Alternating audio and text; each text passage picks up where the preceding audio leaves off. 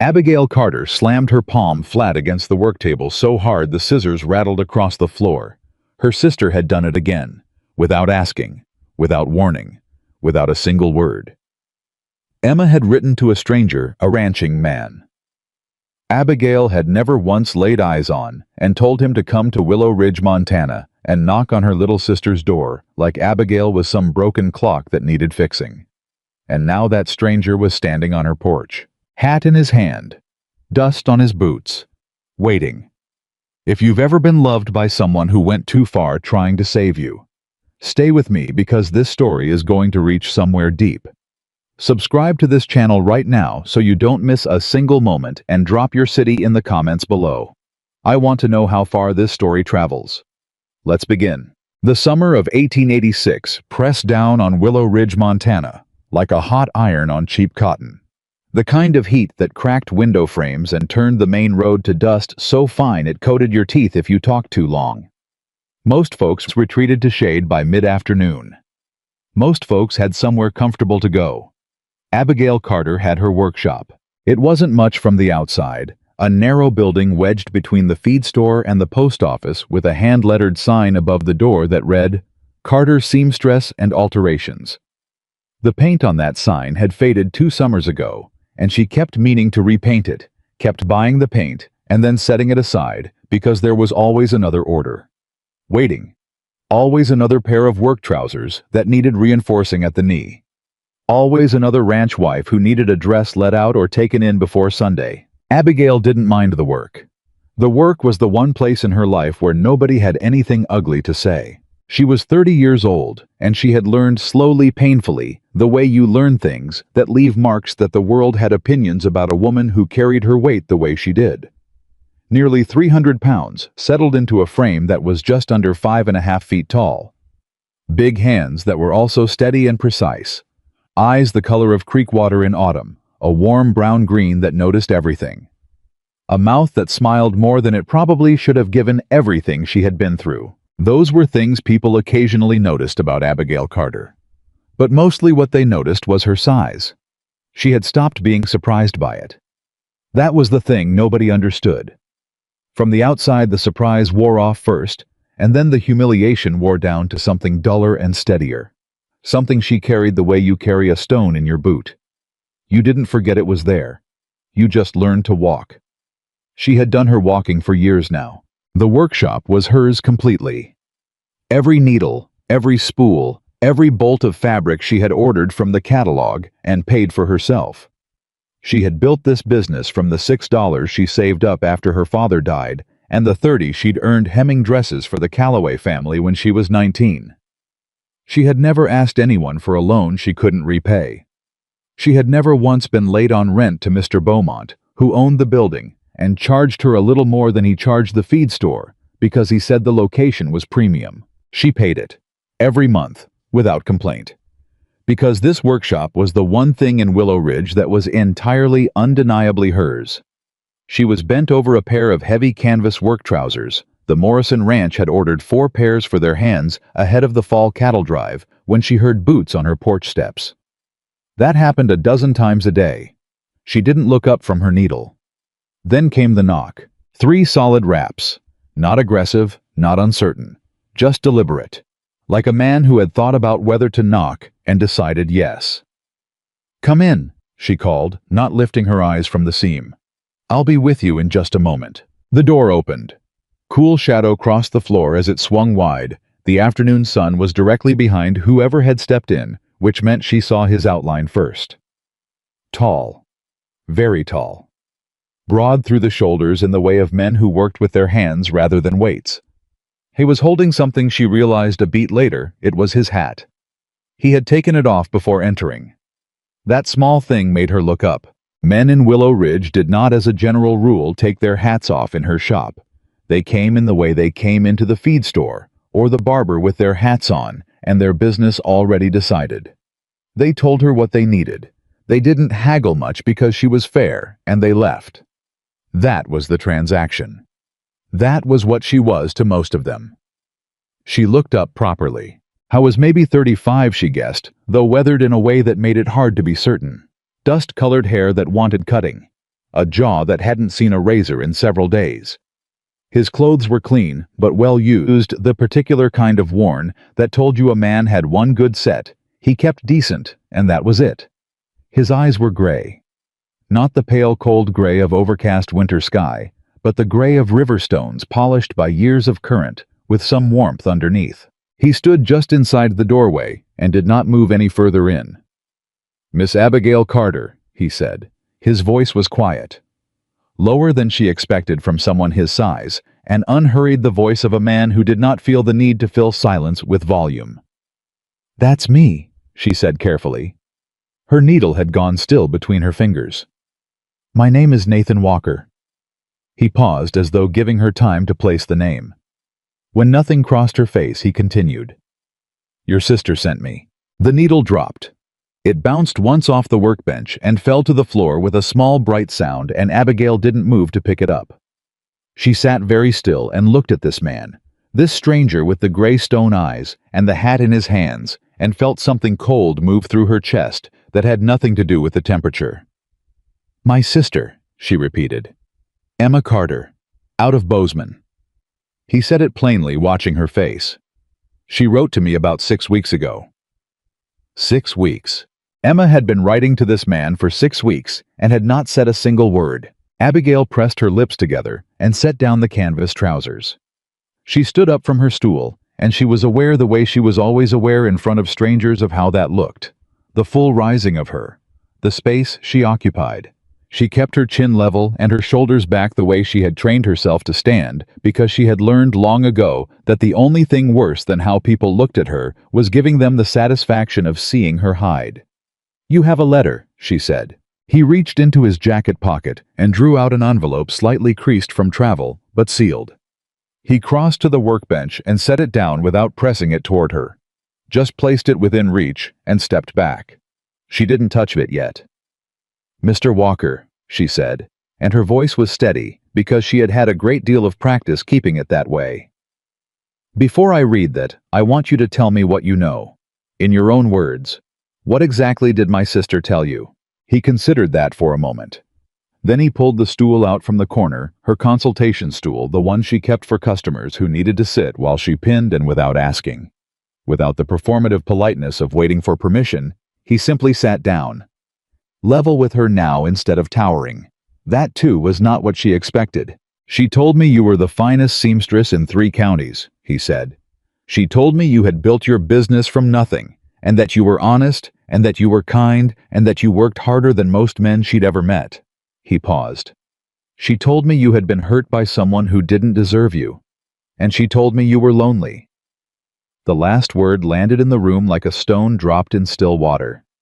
Abigail felt the ripple of it move through her from her sternum outward. She kept her face exactly where it was. "And what," she said quietly, "did she ask you to do about that?" "She asked me to come meet you."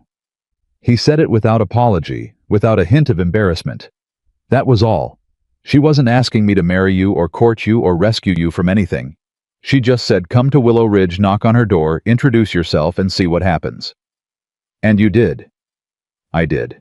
Abigail turned away from him and walked to the window. She stood with her back to the room and looked out at the dusty main road, at old Mr. Hennessy, sweeping the front of the hardware store, across the street at 2 ranch wives picking their way along the boardwalk, at the ordinary, relentless normalcy of a Thursday afternoon in a small town where everybody knew your business, and most of them had an opinion about it. She was 30 years old. She had not been courted in 5 years. Not since Thomas Briggs had stood in this very town in the church hall after Easter services, and said in front of 6 people, said it as if it were simply factual, simply a thing that needed saying, that he could not in good conscience marry a woman of her size. That it wouldn't be right. That people would talk. People already talked. That was the thing. They had talked before Thomas, and they had talked after, and they were going to talk now, because in a town this small, a stranger arriving and going directly to Abigail Carter's shop was going to mean something to everybody by sundown. She pressed 2 fingers against the window frame and thought very carefully about what she wanted to say. "Mr. Walker," she said at last. "Nathan," he said quietly. "Please." She turned around. He was watching her with those gray eyes, Not the way men usually looked at her with the sideways assessment, the quick read followed by the deliberate looking away, but directly, fully. The way you looked at a person you were paying attention to. It made her feel exposed and something else at the same time. Something she hadn't felt in a long time and didn't quite have a word for anymore. "Nathan," she said, and his name was strange in her mouth, the name of a stranger. "I appreciate you being honest with me, and I'm going to be honest right back." She folded her hands in front of her because it was something to do with them. "Whatever Emma told you about me, she meant well. She always means well. But she is my older sister, not my keeper, and she does not have the right to write to men on my behalf. I am not a problem to be solved. I am not a charity case. I am not something broken that needs a man to come fix it." "No," he said simply. "You're not." She stopped. He hadn't argued, hadn't softened it or qualified it or offered some gentle version of the same tired idea. He just agreed with her, quickly and completely.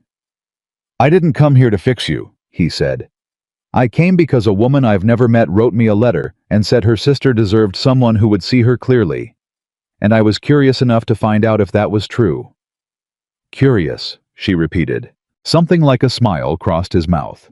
It didn't ask for anything that near smile. It wasn't trying to charm her. "I've been called worse motivations." Abigail looked at him for a long moment. Then she picked up the letter. She didn't open it right away. She held it in both hands, felt the weight of it, which wasn't much, just a single page folded into an envelope, and thought about Emma.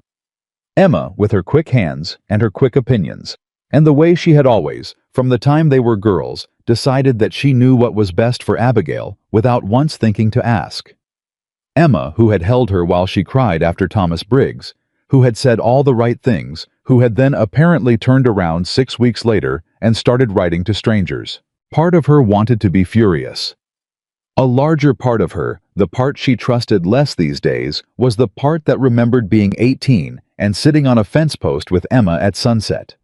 Both of them talking about the lives they were going to have, the homes, and the laughter, and the somebody to share it all with. She opened the letter. Emma's handwriting was small, and even the handwriting of a woman who had learned penmanship properly and practiced it. "Abigail," she had started it without any other greeting. "I know you're going to be angry.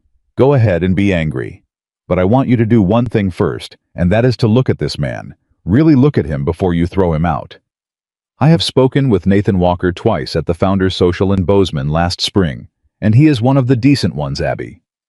I know you don't believe those exist anymore. I know Thomas broke something that I don't have the power to fix. But Nathan Walker is quiet and honest, and he has been building toward something good his whole life, and when I told him about you, he did not flinch. He did not look away. He asked me 2 questions. Was you kind? And were you someone who kept your word? I told him yes to both. He said he would come. Please, Abby. Give him 10 minutes. You've given less worthwhile things more of your time. Your sister who loves you even when you want to throttle her." Emma Abigail read it twice. Then she folded it carefully along its original creases and set it on the workbench. Nathan Walker had not moved from the stool. He sat with his hat resting across one knee, his hands loose, his expression neutral, not performing patience, just actually being patient, which was different. "She said you asked 2 questions," Abigail said. He nodded. "Was I kind? Was I someone who kept my word?" "That's right. That's what you wanted to know about a person. Those are the only things that matter long term," he said. "Everything else either is or isn't there from the beginning, and you don't usually have to wait long to find out." She studied him. "You're not from around here," she said. "No, ma'am. I grew up out near the Missouri Breaks. Been working ranches from Wyoming through the Dakota Territory the last several years." He paused. "I'm looking to settle. I've got land in mind about 12 miles northwest of town, up toward the higher elevation. Good grass, good water." "You've already been out to look at it?" "Twice." "You were already planning on coming to Willow Ridge," she said. It wasn't quite an accusation. "Before Emma wrote to you." Something shifted slightly in his expression, the nearest thing to surprise she had seen from him. "That's true," he said. "The land came first. Emma's letter came after. I won't pretend otherwise.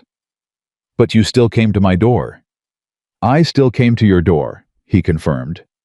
Because even if the timing was convenient, that doesn't make the reason less real. Abigail stood very still and listened to that. She had been lied to before, and she had a calibrated sense for it. The slight over-smoothness of a man's voice when he was saying something. He'd prepared the way the eyes slid a half-second before they should, if the words were true. Thomas Briggs had never quite met her eyes when he said he loved her. She had noticed and told herself it didn't mean anything because she had wanted it not to mean anything. Nathan Walker met her eyes directly. 10 minutes, she said. He blinked, just once. That's what Emma said I should give you, Abigail said. 10 minutes. She moved to the opposite side of the workbench, put a clean professional distance between them, and picked up her scissors, not as a threat, but as an anchor, something to hold. So talk, Nathan Walker. Tell me something true. He looked at her for a moment with those Riverstone eyes. I was engaged once, he said. 8 years ago. She was a good woman. She left because I was away too much working ranches that weren't mine, chasing a stake I didn't have yet. She wasn't wrong to go. I was too stubborn to give her anything solid to stay for. He turned his hat brim slowly between his fingers. I'm not looking to repeat that. Is that why you're settling? Partly. Mostly because I've been working toward something my whole life, and I'm tired of working toward it alone. He paused. I'm not asking you anything today, Miss Carter. I'm just introducing myself. Emma told you I was fat, Abigail said. She said it flat and direct the way she'd learned to say it. Take the word yourself. Say it before they can remove its power by using it first. She watched his face for the flinch. He didn't flinch. She told me you were a large woman, he said. Yes. And that didn't change your mind about coming. If it had, he said simply, I wouldn't be sitting here. She looked at him for a long time. Then she set down the scissors. There's a diner 2 doors down, she said. They make a decent pie. I have work I need to finish today, so I can't go now. But if you're still in Willow Ridge tomorrow morning and you want to have coffee, well. She picked up the canvas trousers and found her needle. You know where my shop is? The near smile came back, warmer this time. He stood, and he put his hat back on, settled it, the way a man settled his hat when he was comfortable, not the hurried shove of someone heading out the door. He walked to the door, put his hand on the frame. Miss Carter, he said, thank you for the 10 minutes. You've got about 6 left, she said without looking up from her stitching. She heard him laugh, a short, quiet sound, genuine. And then the door opened, and the summer heat came back in, and then the door closed, and he was gone. Abigail sat alone in her workshop. Her hands were moving on the canvas, but her mind was somewhere else entirely. Somewhere it had not been in a very long time. Somewhere it had locked the door on, and told itself it was done with. She could feel the letter on the workbench without looking at it. Could feel the shape of the last 20 minutes sitting in the air around her, the way a sound sits in a room after it stops. She had given a stranger 6 of her 10 minutes. She had offered him coffee. She had not slammed the door. Her hand stopped on the canvas. Emma, she said quietly to the empty room. I swear to God. But the thing was, and she would not say this out loud, would not admit it to anyone, including herself for quite some time. The thing was that Emma wasn't wrong. That was the infuriating part. The man had sat on her consultation stool and looked at her directly and said things that were too plain to be practiced, and now he was gone, and the room felt different from how it had felt this morning. Not better necessarily, just different, like something had shifted slightly on its axis. She didn't trust it. She picked up her needle again and went back to work.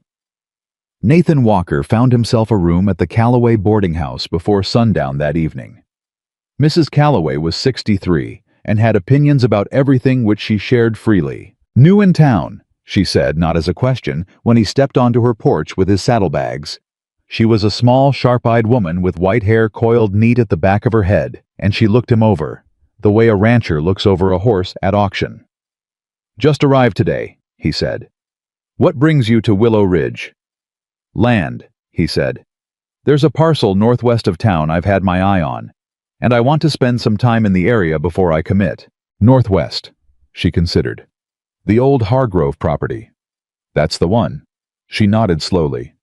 Good land, bad history. Hargrove died owing debts his sons scattered to Colorado, and it's been sitting idle 3 years. She peered at him. You've got enough to buy it outright. He met her gaze. I do. She stepped back to let him in. $3 a week, breakfast included. You cause trouble, you leave. You bring liquor onto my porch, you leave. You disrespect any of my other guests, you leave. Understood, he said. She showed him to a small room at the back of the house, clean plain, a window that faced east for the morning light. He sat on the edge of the bed after she left and listened to the sounds of the town settling into evening. Horses, voices, the distant hammer of someone working late at the livery. He thought about Abigail Carter. He had not known what to expect coming here. He had read Emma's letter 4 times, and what had struck him most was not the description of her sister's looks, or her weight, or her loneliness, but the line that said, she built everything herself, and she doesn't know how to let anyone help carry it. That line had stuck with him. He knew something about that. He had been carrying his own particular weight alone long enough to recognize the shape of it in someone else. She hadn't thrown him out. He hadn't expected that exactly. He had hoped, but he hadn't assumed. She'd offered him coffee. He pulled off his boots and set them beside the bed and lay back against the pillow, staring at the ceiling in the last of the evening light. He'd be at that diner tomorrow morning. 6 o'clock, the way he always was, because the habits of ranch work didn't leave you just because there was no ranch underneath you yet. He would be there, and she might come or she might not. And either way, he was going to respect that choice absolutely. Emma Carter had written to him saying her sister deserved someone who would see her clearly. He thought about those riverstone eyes of his. Thought about sitting on that stool, and the particular way she had said, I am not a problem to be solved. Not pleading, not angry, just stating a fact she had clearly stated before to other people in other conversations, and been ignored anyway. He hadn't argued with her because she was right. She wasn't a problem. She was a person. He closed his eyes and listened to Willow Ridge settle into the dark. She did not go to the diner at 6 in the morning. She told herself it was because she had orders to finish. She told herself it was because she wasn't about to go chasing some stranger who showed up uninvited on her porch. She told herself a great many reasonable things while she sat at her workbench in the pale morning light and set 17 crooked stitches into what was supposed to be a straight seam on Mr. Morrison's canvas trousers. 17 crooked stitches. She pulled them all out. She had not slept well. Not because of dreams, she wasn't someone who dreamed much, or at least she didn't let herself remember them, but because her mind had kept returning to Nathan Walker's face. Specifically to the moment she had said the word fat out loud, flat and deliberate, and watched to see what he did with it. He'd looked at her, just looked, and said, if it had, I wouldn't be sitting here. She rethreaded her needle and tried the seam again. The bell above her door rang at 9:30. She looked up, and it was not Nathan Walker. It was Dora Hutchins, who ran the millinery 2 blocks east, and who was the most efficient distributor of information in Willow Ridge, which was a title she had held unchallenged for approximately 20 years. Dora was 48, wore excellent hats, and had the particular talent of making questions sound like statements. I hear you had a visitor yesterday, Dora said, settling herself into the consultation chair without being invited. Tall cowboy, very tall, went straight to your door. He was a customer, Abigail said, inquiring about work shirts. Dora's eyes were bright and entirely unconvinced. He took a room at Calloway's. People do. He was at the diner this morning, 6 o'clock, had breakfast by himself, read for a while, left around 8. Dora paused. Asked May where the library was. Abigail's needle stopped. He asked where the library was, she said. May said he wanted books on land surveying. Dora tilted her head just slightly. Abigail, who is he? I told you. He came to inquire about work shirts. Abigail. She looked up from the seam and met Dora's gaze. Dora Hutchins was not a cruel woman. She was a gossip, which was a different thing, and she had never been deliberately unkind to Abigail, which in Willow Ridge put her in a relatively small category.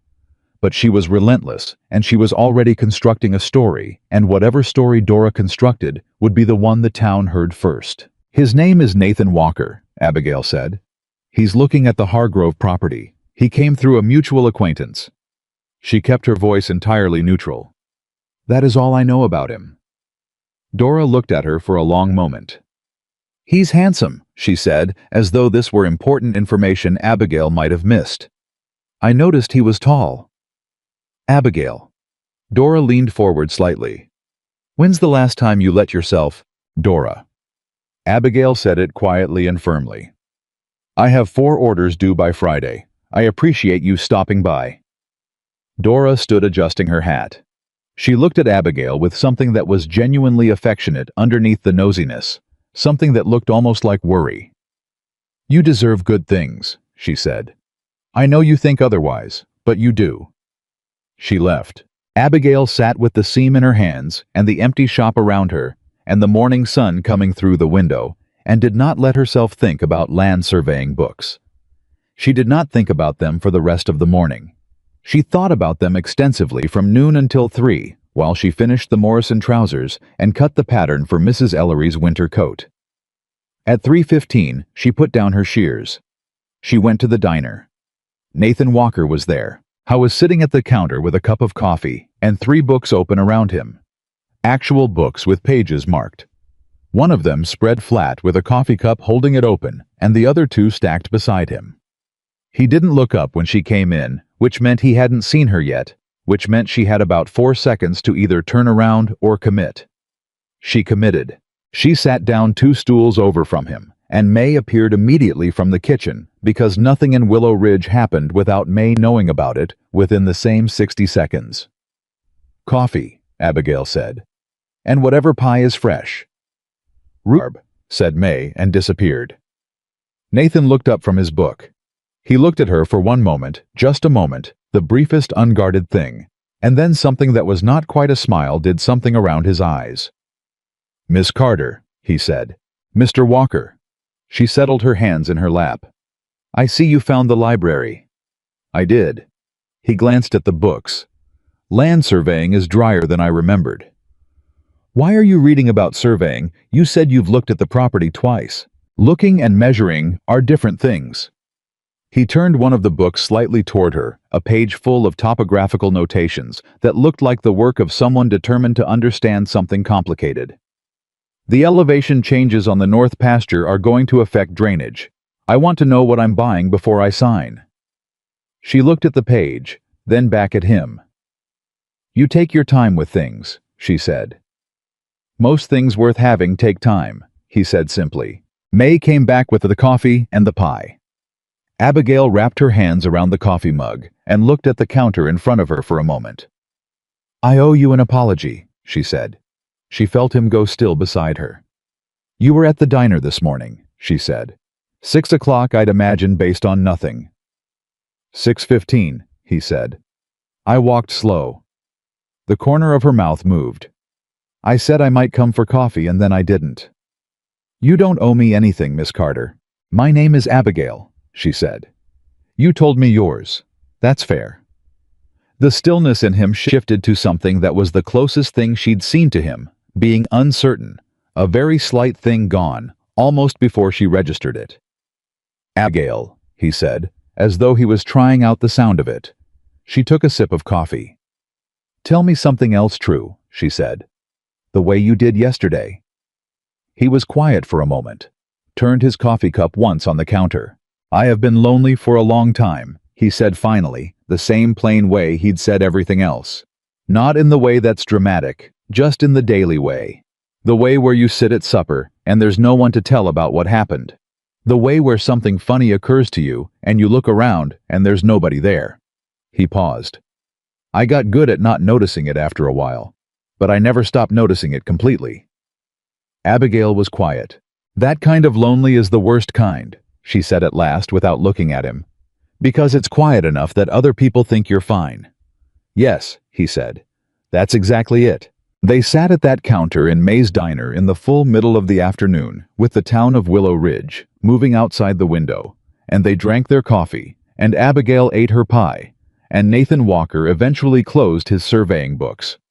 They talked haltingly at first, and then less so, and then with the increasing ease of two people who had each spent a long time guarding their words, discovering that the other person was not going to use them as ammunition. She told him about her business. Not the way she usually talked about it, the brief professional summary she gave to customers, but the real version. How it had started. What she had had to fight to make it work. The specific pleasure of solving a hard alteration problem, of looking at a piece of fabric that seemed impossible, and finding the cut that made it behave. He listened the way she hadn't been listened to in years. Not waiting for his turn to speak. Actually listening. He told her about the land. About standing on the north slope 3 weeks ago in the early morning with the grass moving and the mountains behind it, and knowing the way, you just sometimes knew things, that this was where he was supposed to be. "What made you think about a family?" she asked. She hadn't planned to ask it. It came out before she could stop it. He looked at her directly. "I've been building toward something. It took me a long time to understand that building toward something alone is just construction. It's not a home. A home needs people in it." She looked back at her coffee. "Some people don't get homes," she said quietly. "That's a lie somebody told you," he said. "And you believed it because you heard it enough times." Her head came up. He met her gaze steadily and without apology. "I am sorry that somebody said that to you," he said. "Or enough somebodies that it stuck. I don't know the whole story, and I'm not asking for it today. But I know a lie that somebody's been living with too long when I hear one." She stared at him. She felt something in her chest that was hot and uncomfortable, and also at the very bottom of it. Something she did not want to name yet, because naming it made it real, and real things could be taken from you. "It's getting late," she said. "I have orders to finish." "Of course." He gathered his books unhurried, no sign that he'd pushed too far or regretted anything he'd said. He settled up with May, left a coin on the counter that was slightly more than the coffee cost, and turned toward the door. "Nathan," she said. He stopped. "If you're still here Sunday," she said, keeping her eyes on her coffee cup. "There's a community supper after church, in the square. You'd be welcome to come." A pause. "I'll be here Sunday," he said. She heard the door open. She heard it close. May appeared from the kitchen with a look on her face that Abigail refused to acknowledge. "Don't," Abigail said. "I didn't say a word," said May. "Don't," Abigail said again. She finished her pie. Outside, the main road of Willow Ridge was full of the ordinary business of a Thursday afternoon, wagons and horses, and people with places to be and things to carry. Somewhere a few doors down, Nathan Walker was walking back toward Calloway's with his land surveying books under his arm. Abigail put 50 cents on the counter, straightened her shoulders, and walked back to her shop. The Morrison trousers were waiting. The letter from Emma was still on the workbench. She did not throw it away. The Sunday supper happened the way small-town events always happened in Willow Ridge, with too much food, too many opinions, and everyone watching everyone else while pretending not to. Abigail arrived alone. She always arrived alone. She carried a deep dish of corn pudding she'd made Saturday night, and she wore her good blue dress, the one she'd sewn herself 3 summers ago from fabric she'd ordered out of the catalog, specifically because the color was right. She had taken care with her hair. She told herself it had nothing to do with anything in particular. She spotted Nathan Walker before he spotted her. How was standing at the edge of the gathered tables, talking to old Porter Hayes, who owned the largest cattle operation east of Willow Ridge, and who talked to precisely nobody he didn't consider worth his time. Porter Hayes was laughing. Not his polite laugh, not his social laugh, but the real one. The one that came from somewhere behind his sternum and surprised him when it arrived. Abigail stood still for a moment and just watched that. Then Nathan turned his head, and he found her across the square. The way you found something you'd been keeping track of without admitting it, and he tipped his hat. Just that. A simple tip of the hat. Clean, unhurried, like punctuation. She lifted her chin once in acknowledgement and went to put her corn pudding on the food table. Dora Hutchins materialized at her elbow approximately 4 seconds later. "He came," Dora said, not bothering with a greeting. "A lot of people came," Abigail said. "It's a community supper." He's been here since 4:15, helped set up the tables.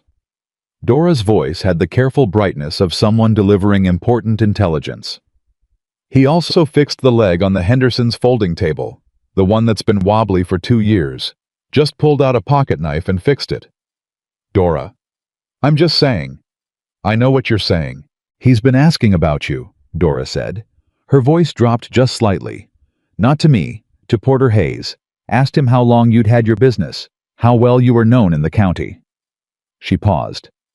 Porter said he talked about you the way a man talks about something he's already decided to take seriously. Abigail set down the corn pudding and turned to look at Dora fully. He talked to Porter Hayes about me. Porter's the one who told me, Dora said. And Porter Hayes has not voluntarily mentioned your name once in the 14 years I've known him, so you tell me what that means. It meant Nathan Walker had spent part of his Sunday afternoon asking the most respected cattleman in the county about a seamstress. Before the supper. Before she arrived. Before there was any social reason to bring her up. She picked up her serving spoon and turned back to the table and arranged the corn pudding more carefully than it needed. He fixed the table, she said. Wobbly for 2 years. Dora confirmed, and then had the sense to walk away. Nathan Walker came to find her 20 minutes into the meal. He carried 2 plates, one his one for her already served, and he didn't ask whether she wanted him to sit down. He just sat, which might have been presumptuous, except that the way he did it was somehow simply practical, as if sitting was the reasonable next step, given that they were both there, and it was supper. You brought corn pudding, he said. How do you know it's mine? Porter Hayes told me to make sure I tried it. He looked at her with the calm amusement that she was beginning to recognize as his version of being impressed. He said you were the only person in 3 counties who made it right. Porter Hayes has never once said that to my face. Porter Hayes isn't someone who says things to faces, Nathan said. He says them after. She looked down at the plate he'd served her. He'd gotten proportions right, not a delicate performative little plate, the way people sometimes served her when they were making a point about her size, and not an aggressive overloading either. Just a normal plate. The plate of someone who hadn't spent a single second thinking about it. That small thing hit her somewhere quiet. She picked up her fork.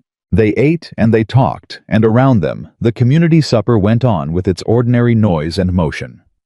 At the far end of the tables, Reverend Moore was deep in debate with Doc Patterson about the county water rights. 3 ranch wives were coordinating something involving the Fall Harvest Festival. Children were running in patterns that had no logic except speed, and Abigail Carter was sitting at a community supper with a man beside her, which had not happened in a very long time. She was aware of the watching. She was always aware of the watching, the particular quality of attention that fell on her from certain directions, the angle of a turned head, the way a conversation would pause and then resume at a different pitch. She had learned to keep her posture and her face neutral through it, to not give it the satisfaction of a reaction. Nathan ate his supper and appeared completely unconscious of it all. "You're not from a small town," she said. "What makes you say that?" "You don't notice the watching," she said. "People who grew up in small towns know how to feel it." He glanced up from his plate, looked around the square once briefly, then back at her. "I noticed," he said. "I just don't much care." "It's easy not to care when they're watching you," she said. "Not bitter, just factual. It's different when they've been watching you for years, and you know what they're deciding." He was quiet for a moment. "What are they deciding?" he said. She looked at him steadily. "That you're either naive or peculiar. That any decent-looking man who sits down to supper with Abigail Carter must not know what he's getting into, or that he wants something from her he can get cheaper somewhere else." She kept her voice even. "I've heard all of them, versions of all of them." "And what do you think I'm doing?" he asked. Honest answer. She considered him. The gray eyes level, the question genuine, no performance in it. "I think you're a man who made a long ride on the word of a letter," she said finally, "and I'm not entirely sure yet whether that makes you principled or just stubborn." The near smile. "Could be both," he said. "Could be," she agreed. 2 tables over, she heard it.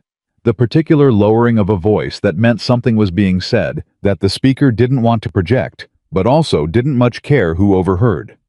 Clara Vinson, whose husband owned the hardware store, leaning toward Helen Marsh, whose husband did not own anything in particular, but who had opinions that made up for it. "I give it 2 weeks," Clara said. "He'll figure it out soon enough." Abigail's fork stilled on her plate. She had told herself so many times that she was past this. Past the hot rush of it, past the way it lodged somewhere between her ribs and stayed there burning. She had told herself she was made of tougher material than that. Most days, she believed it. Today, with Nathan Walker sitting beside her, it was worse than usual. Because it wasn't just herself she was carrying it for. It was the fresh awareness that anyone who sat next to her became a target of it too, and she had no right to make that somebody else's burden. She set down her fork. Nathan had gone very still. "You heard that," she said. "Yes," he said. "You don't have to she, Abigail." He said her name quietly, the way he said everything. "Don't tell me what I don't have to do." She looked at him. He was looking across the square toward Clara Vinson with an expression that was not angry. It was the expression of a man doing a very calm calculation. Then he turned back to Abigail and picked up his fork again. "Tell me about the Morrison Ranch," he said. "Porter mentioned they're the biggest order you run on a regular basis." She stared at him. "You want to talk about the Morrison Ranch. I want to talk about your work," he said simply. "You were telling me the other day about hard alterations. What's the hardest order you've ever had to fill?" For a moment she couldn't speak. Not because she didn't have an answer. She had a very specific answer. The Callaway wedding dress 4 years ago.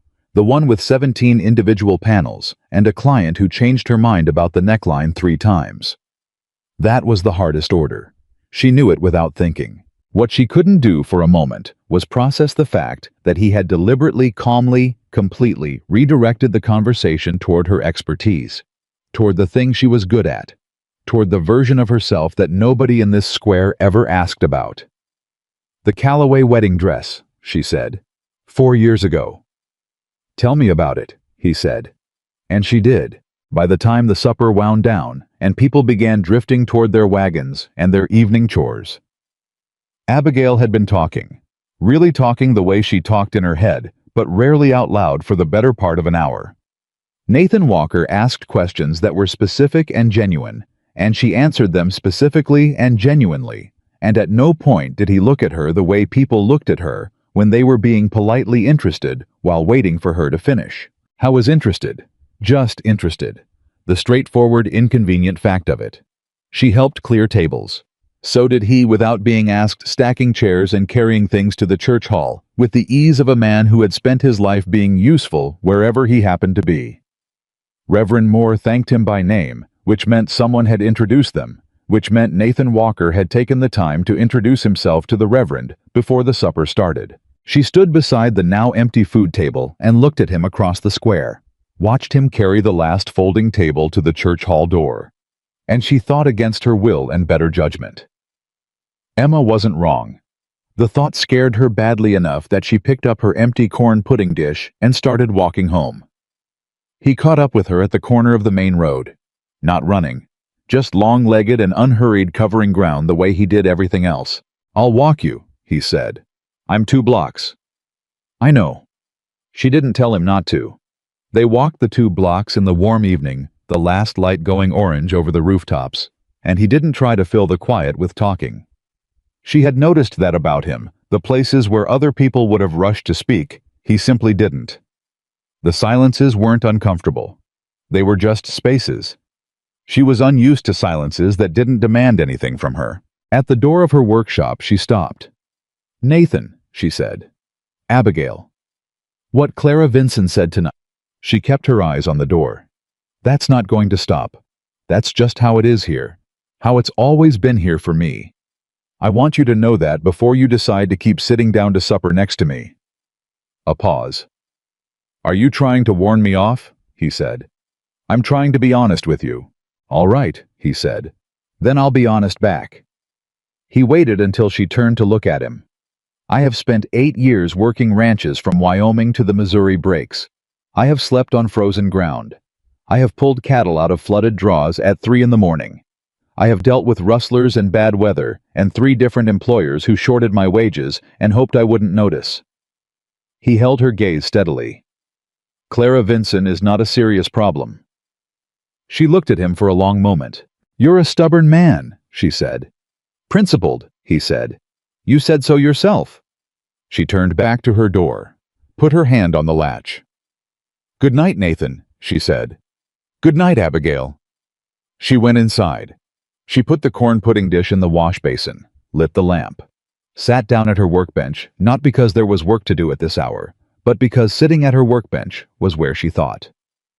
She sat for a long time. Then she got out her order book and wrote down the measurements for the Ellery winter coat, which she had been meaning to record for 3 days, and she worked until the lamp needed refilling, and she did not once think about the way Nathan Walker had said, "I'm just not done yet."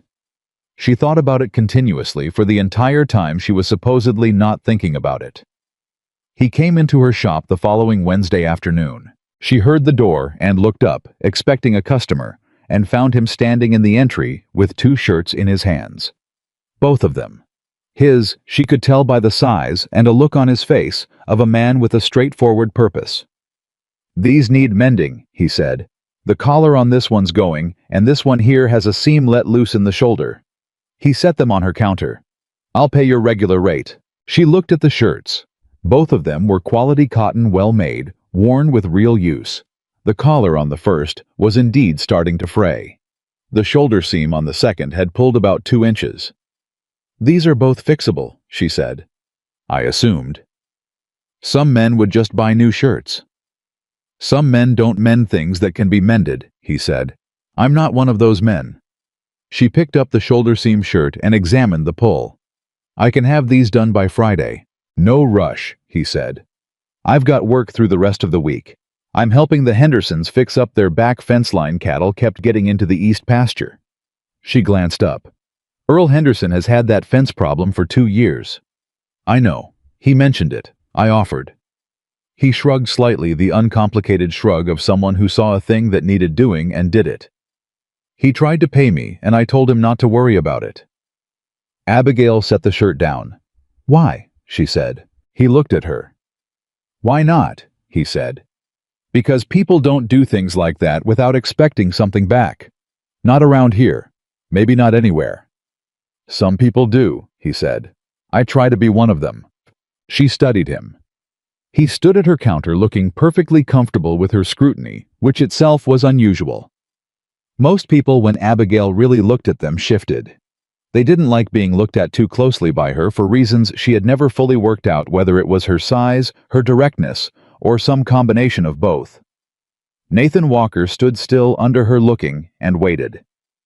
Come back Friday, she said. The shirts will be ready. He picked up his hat from the counter. I'll bring payment. My rate for a collar repair is 30 cents. Shoulder seam is 25. Don't try to overpay me. The near smile. I wouldn't dream of it, he said. He came back Friday. The shirts were folded neatly on the counter. She had done the collar repair with near invisible stitching, the kind of work that took longer, but that she always did anyway, because she was incapable of doing anything at less than her full capability. She had also reinforced the other shoulder seam preemptively, because once one went, the other usually followed. He picked up the shirts and examined them with the careful attention of someone who knew what good work looked like. You reinforced the other shoulder, he said. You would have been back in a month otherwise. He looked up from the shirt. The expression on his face was something she couldn't entirely categorize, a kind of pleased surprise mixed with something more considered. Nobody's ever done that before, he said. Just fixed the thing that wasn't broken yet. It was going to be broken, she said. I know, but nobody ever bothered to see it before it was. He set the coins on the counter exact the right amount, no more and no less, just as she'd asked. And then he reached into his jacket pocket and set a small paper package beside the coins. What's that? She said. Thread, he said. I noticed you were running low on the brown. Morrison brown, closest match to the canvas you're using on those ranch orders.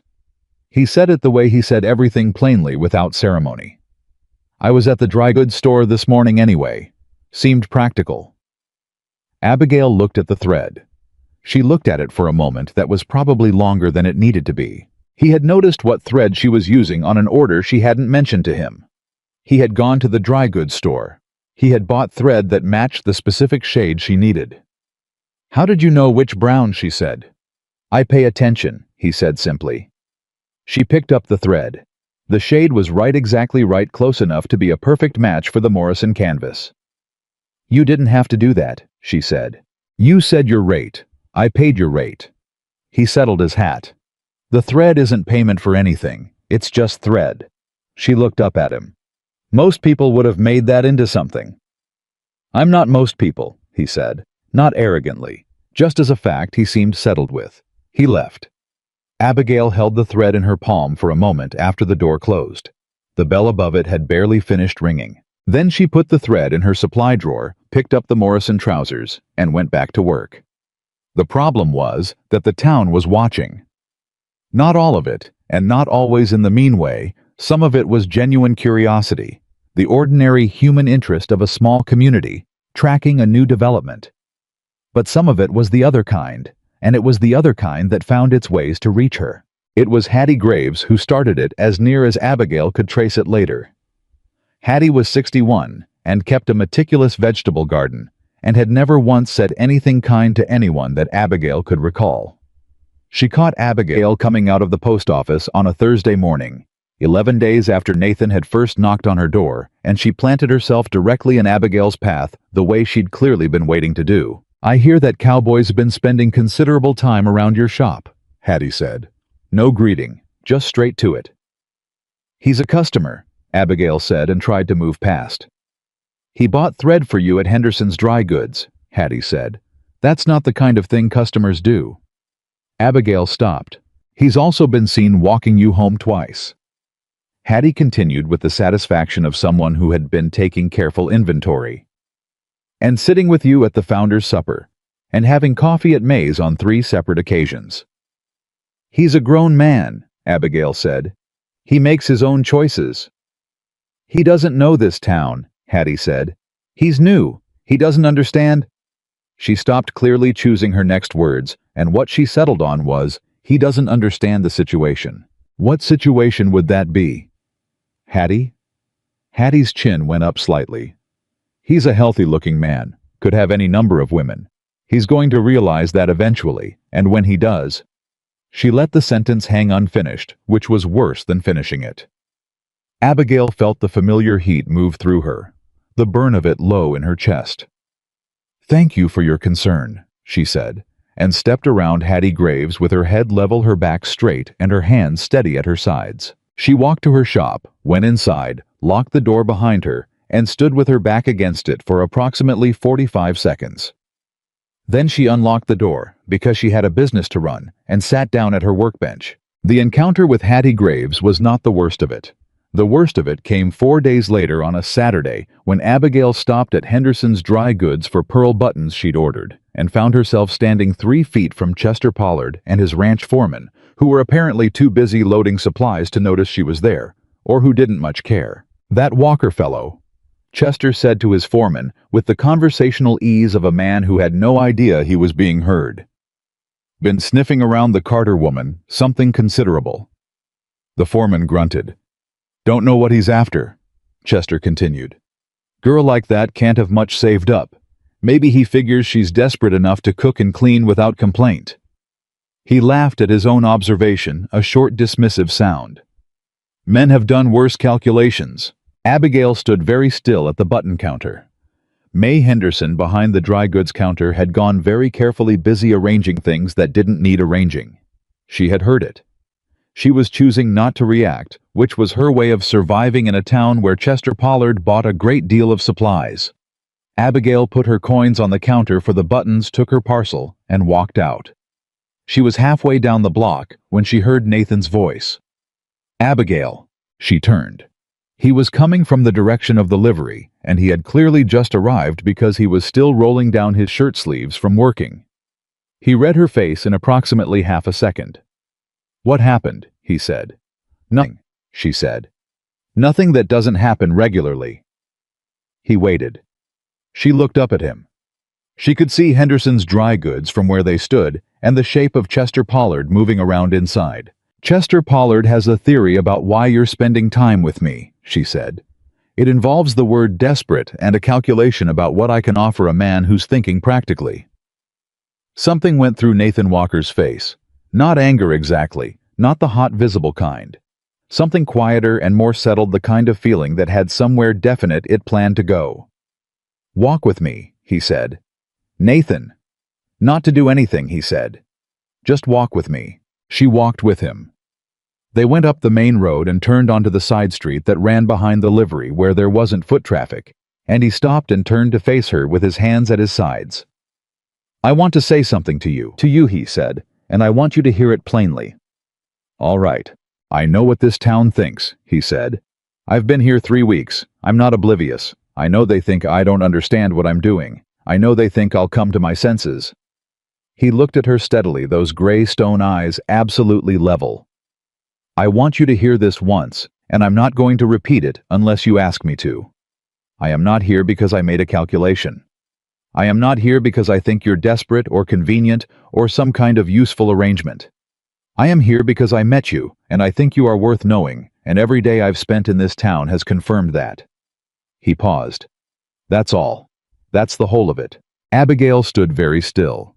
She had learned a long time ago, out of sheer survival, not to let herself want things too much, not to let her face do too much, not to let the inside of her chest get too loud.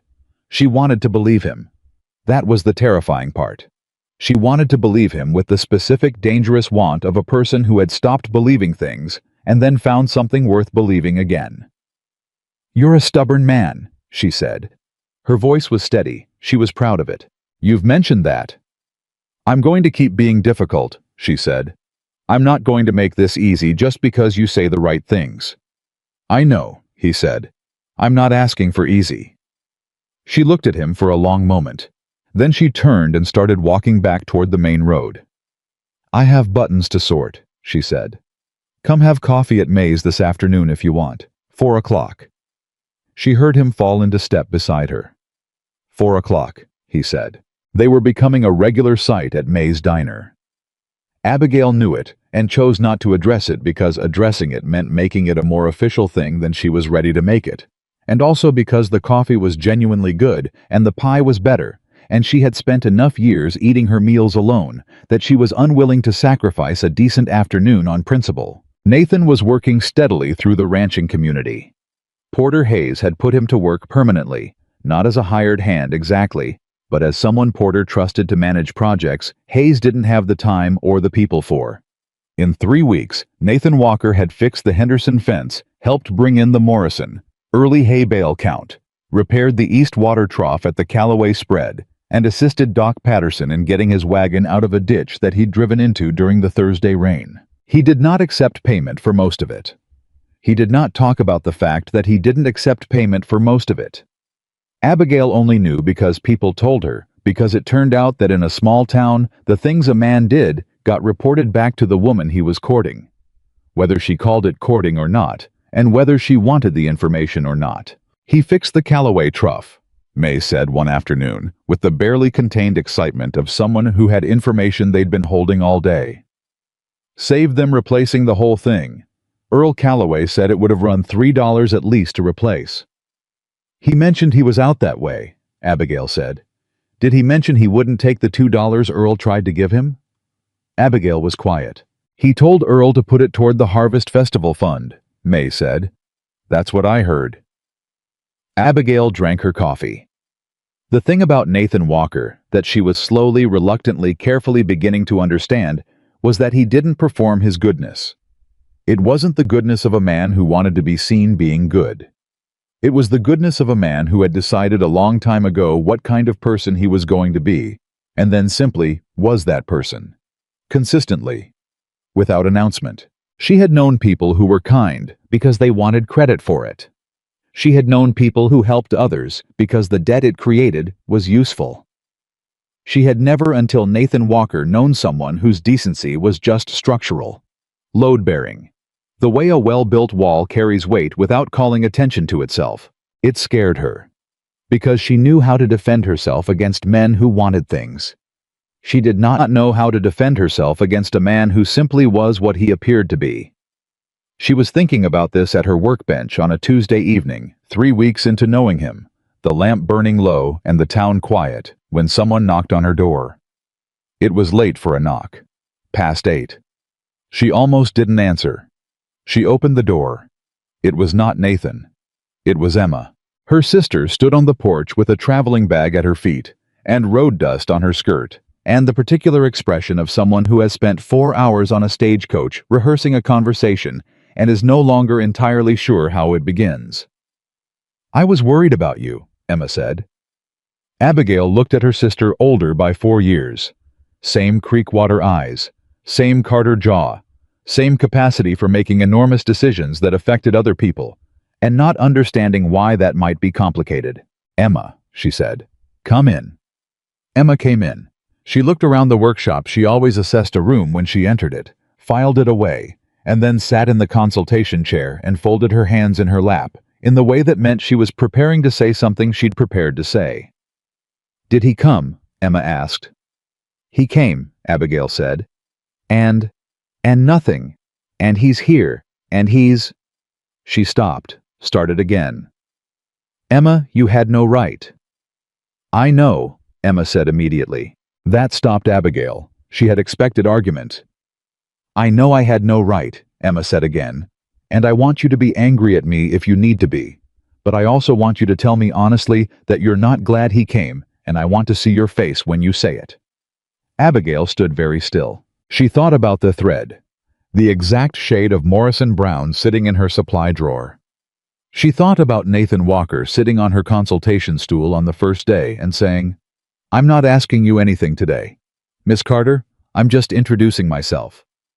She thought about the way he'd redirected the supper conversation toward the Callaway wedding dress and asked her questions about 17 individual panels, while Clara Vinson's cruelty dissolved somewhere in the general noise of the square. She looked at her sister. "I'm not going to say it," she said quietly.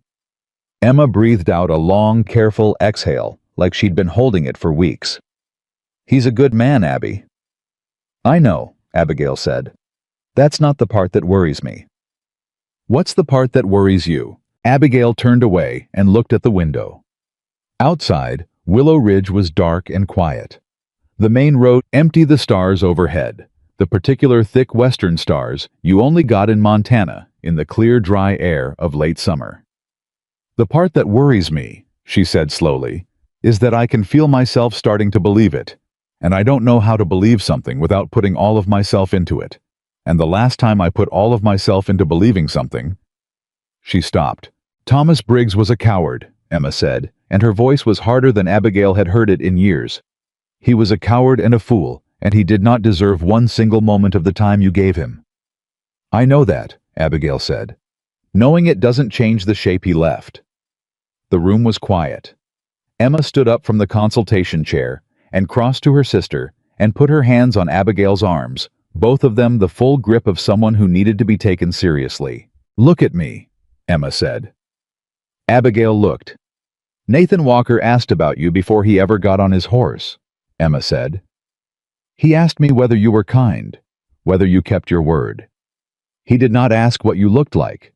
He did not ask your size or your appearance, or whether you'd been—" She stopped, pressed her lips together, and then continued. "He asked who you were, not what you looked like. Abby, that's not nothing." Abigail stood in her sister's grip and felt the words land. She had known all of this. Some part of her had been carrying it since the first afternoon, turning it over, holding it up to the light and looking for the flaw in it, the way she looked for a flaw in a seam. She had been waiting for the catch, for the thing that would reveal the underside of it, the place where it was pretending to be something it wasn't. It hadn't come. In 31 days, it had not come. "I'm scared, Emma," she said quietly. It cost her something to say it. It always cost her something to say true things out loud. "I know," Emma said. "Being brave enough to try again is the scariest thing I know of." Abigail stood still for a moment longer. Then she put her arms around her sister and held on. Emma stayed 3 days. On the second day, Nathan Walker came by the shop and met her a meeting that lasted approximately 10 minutes. Involved very little small talk and ended with Emma looking at Abigail afterward with an expression that was equal parts vindicated and genuinely moved. "He shook my hand," Emma said. "People shake hands," Abigail said. "He thanked me for writing the letter," Emma said. "He said, and I am quoting him exactly, 'Whatever happens, I'm grateful you trusted me with her name.' And then he asked me whether the corn pudding recipe was yours or your mother's, because he'd been thinking about it for 2 weeks." Abigail stood at her workbench with her shears in her hand. "The corn pudding," she said.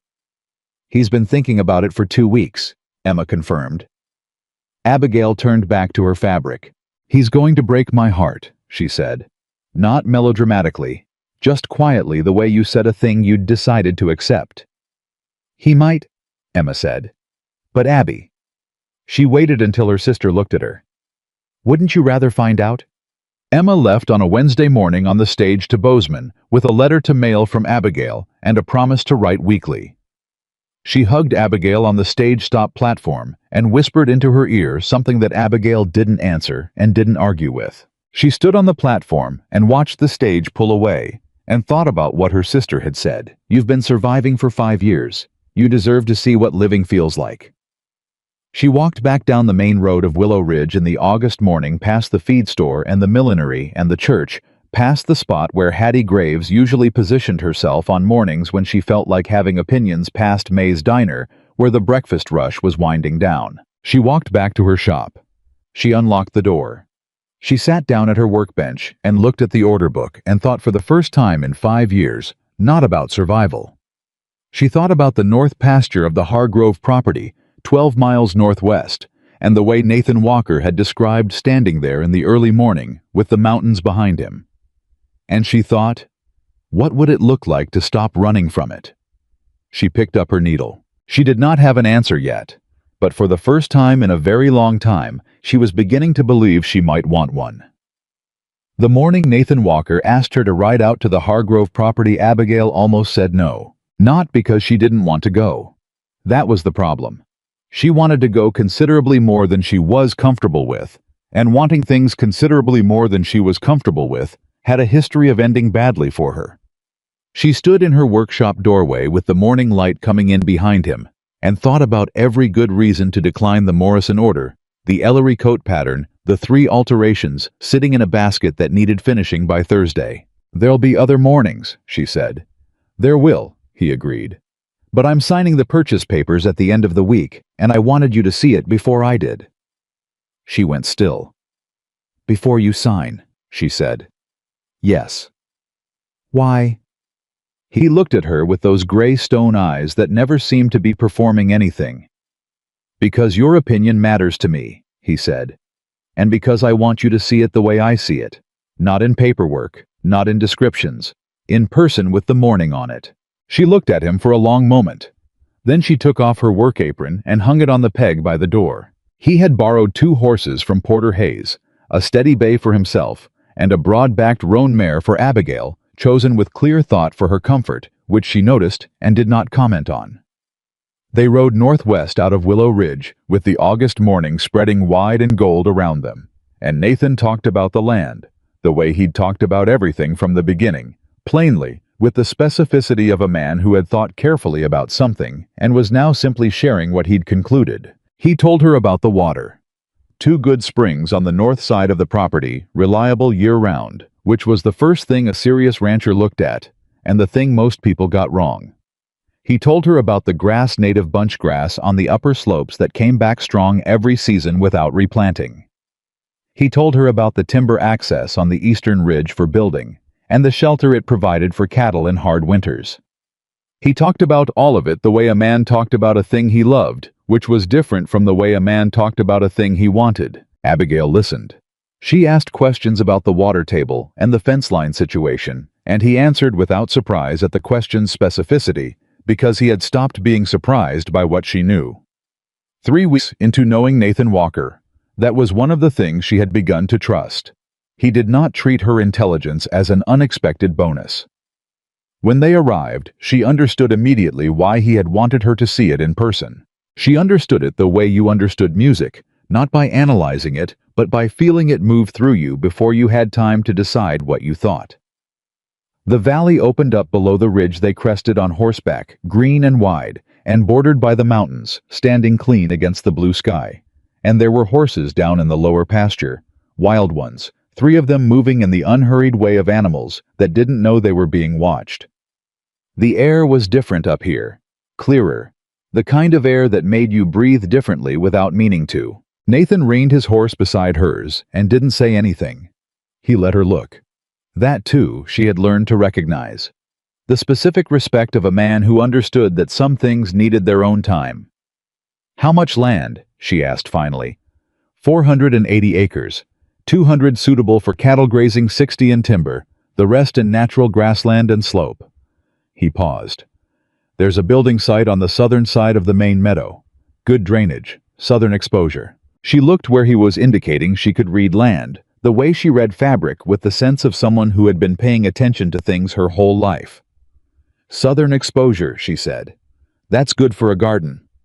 "It's good for a lot of things," he said. He dismounted and tied his horse to a fence post, the old Hargrove fence weathered but still standing, and then without drama, without making a production of it, he reached up and offered her a hand down. She took it. She had to. The roan was taller than she usually rode, and his grip was solid and completely matter-of-fact, the hand of a man helping a person off a horse, nothing more and nothing less.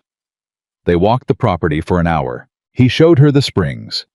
Both of them, the north one, running cold and fast over smooth rock. The south one slower and broader, good for livestock. He showed her the building site on the southern meadow, which had been cleared at some point years ago, the ground flat and solid underfoot. He showed her the old Hargrove cabin foundation still sound, which he planned to build from, rather than starting from nothing. And then he unfolded the papers.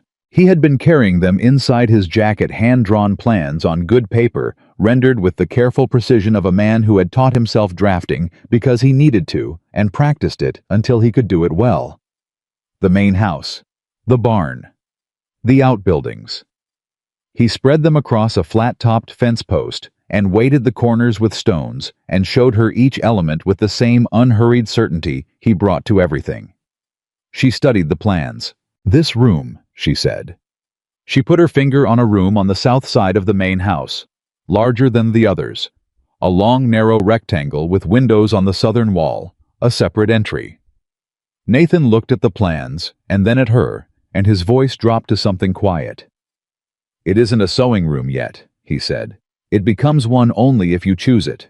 The words landed in her chest with the particular weight of something said carefully, not impulsively, not as a performance of romance, as a simple, considered statement of a real possibility he had already built into his plans.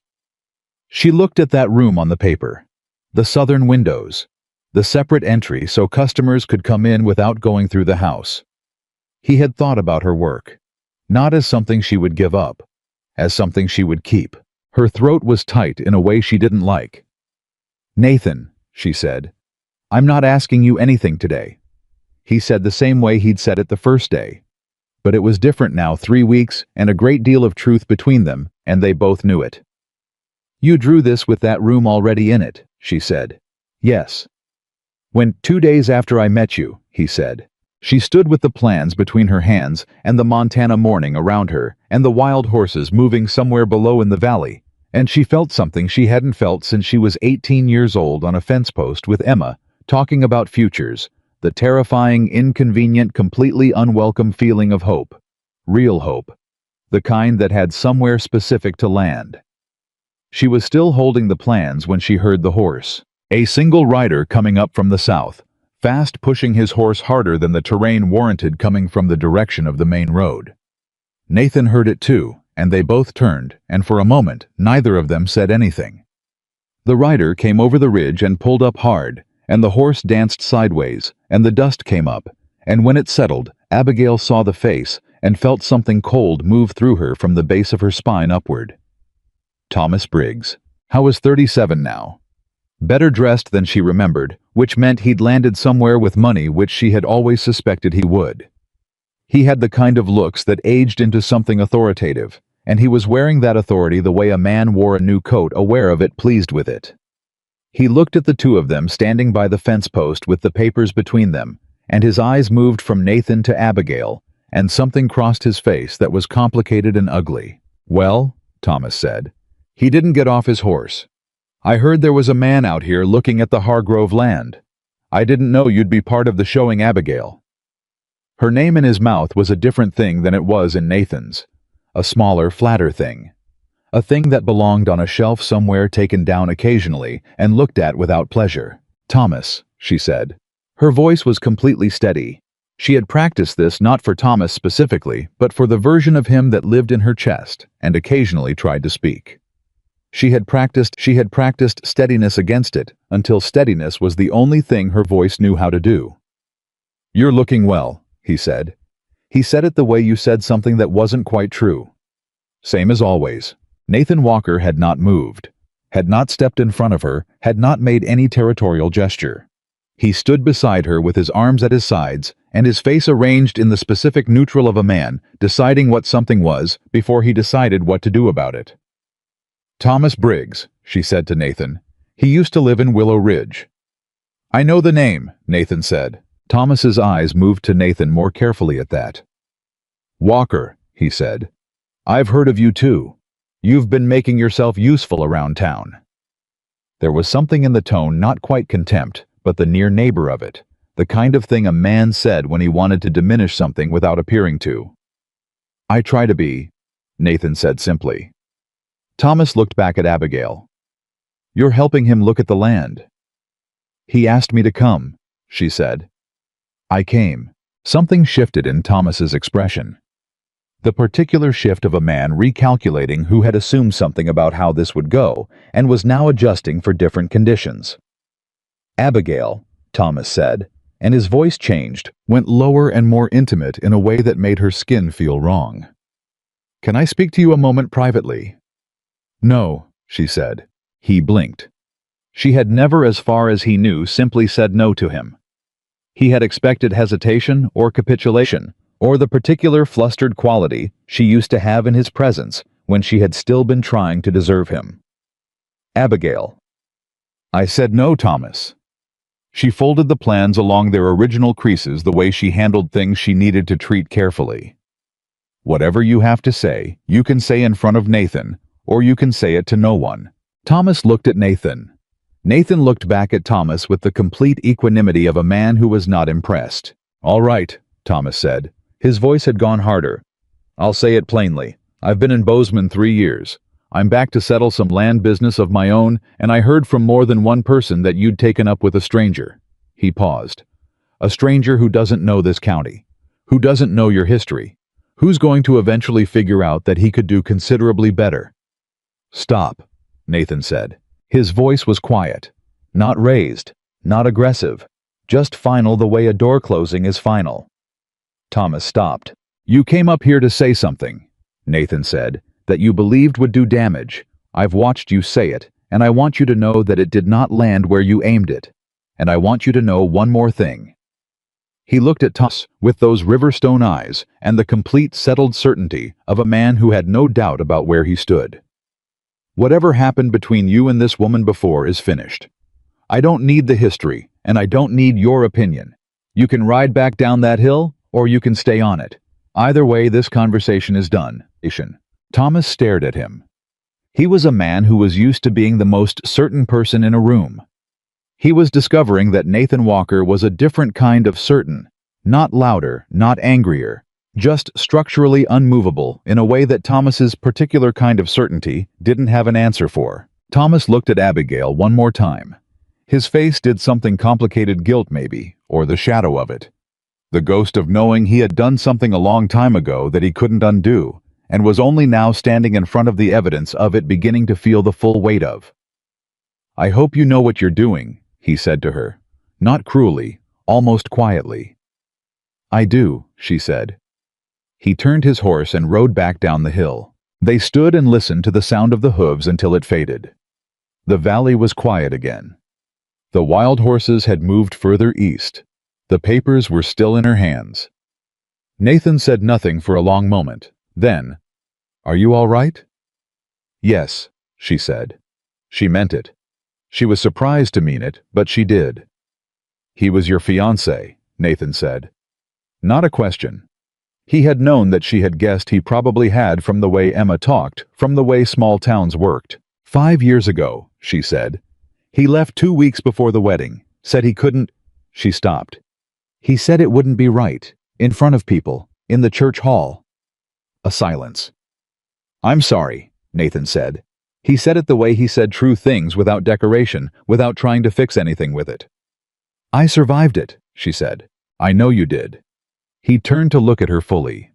"You survived it, and you built something, and you kept going, and you never let it make you small, even though it tried." He paused. "That is not a small thing, Abigail." She looked at the plans still in her hands. The southern room. The windows. And then the cold thing happened. It came from inside her, not from Thomas, not from the town, not from any external source. It came from the deep place where she kept the oldest injuries, the ones she'd thought she'd sealed over. She heard Thomas's voice the way she'd heard it in the church hall 5 years ago. The sound of it, the specific tone of a man removing himself from a responsibility he'd decided was beneath him, and she heard it laid over Nathan's voice, saying, "I never came to change you." And the two sounds were so different that the distance between them was terrifying, because here was the thing about hope. Here was the thing she had learned at 19 and relearned at 25, and was standing here at 30, relearning again in the Montana morning. With the plans in her hands, hope was not safe.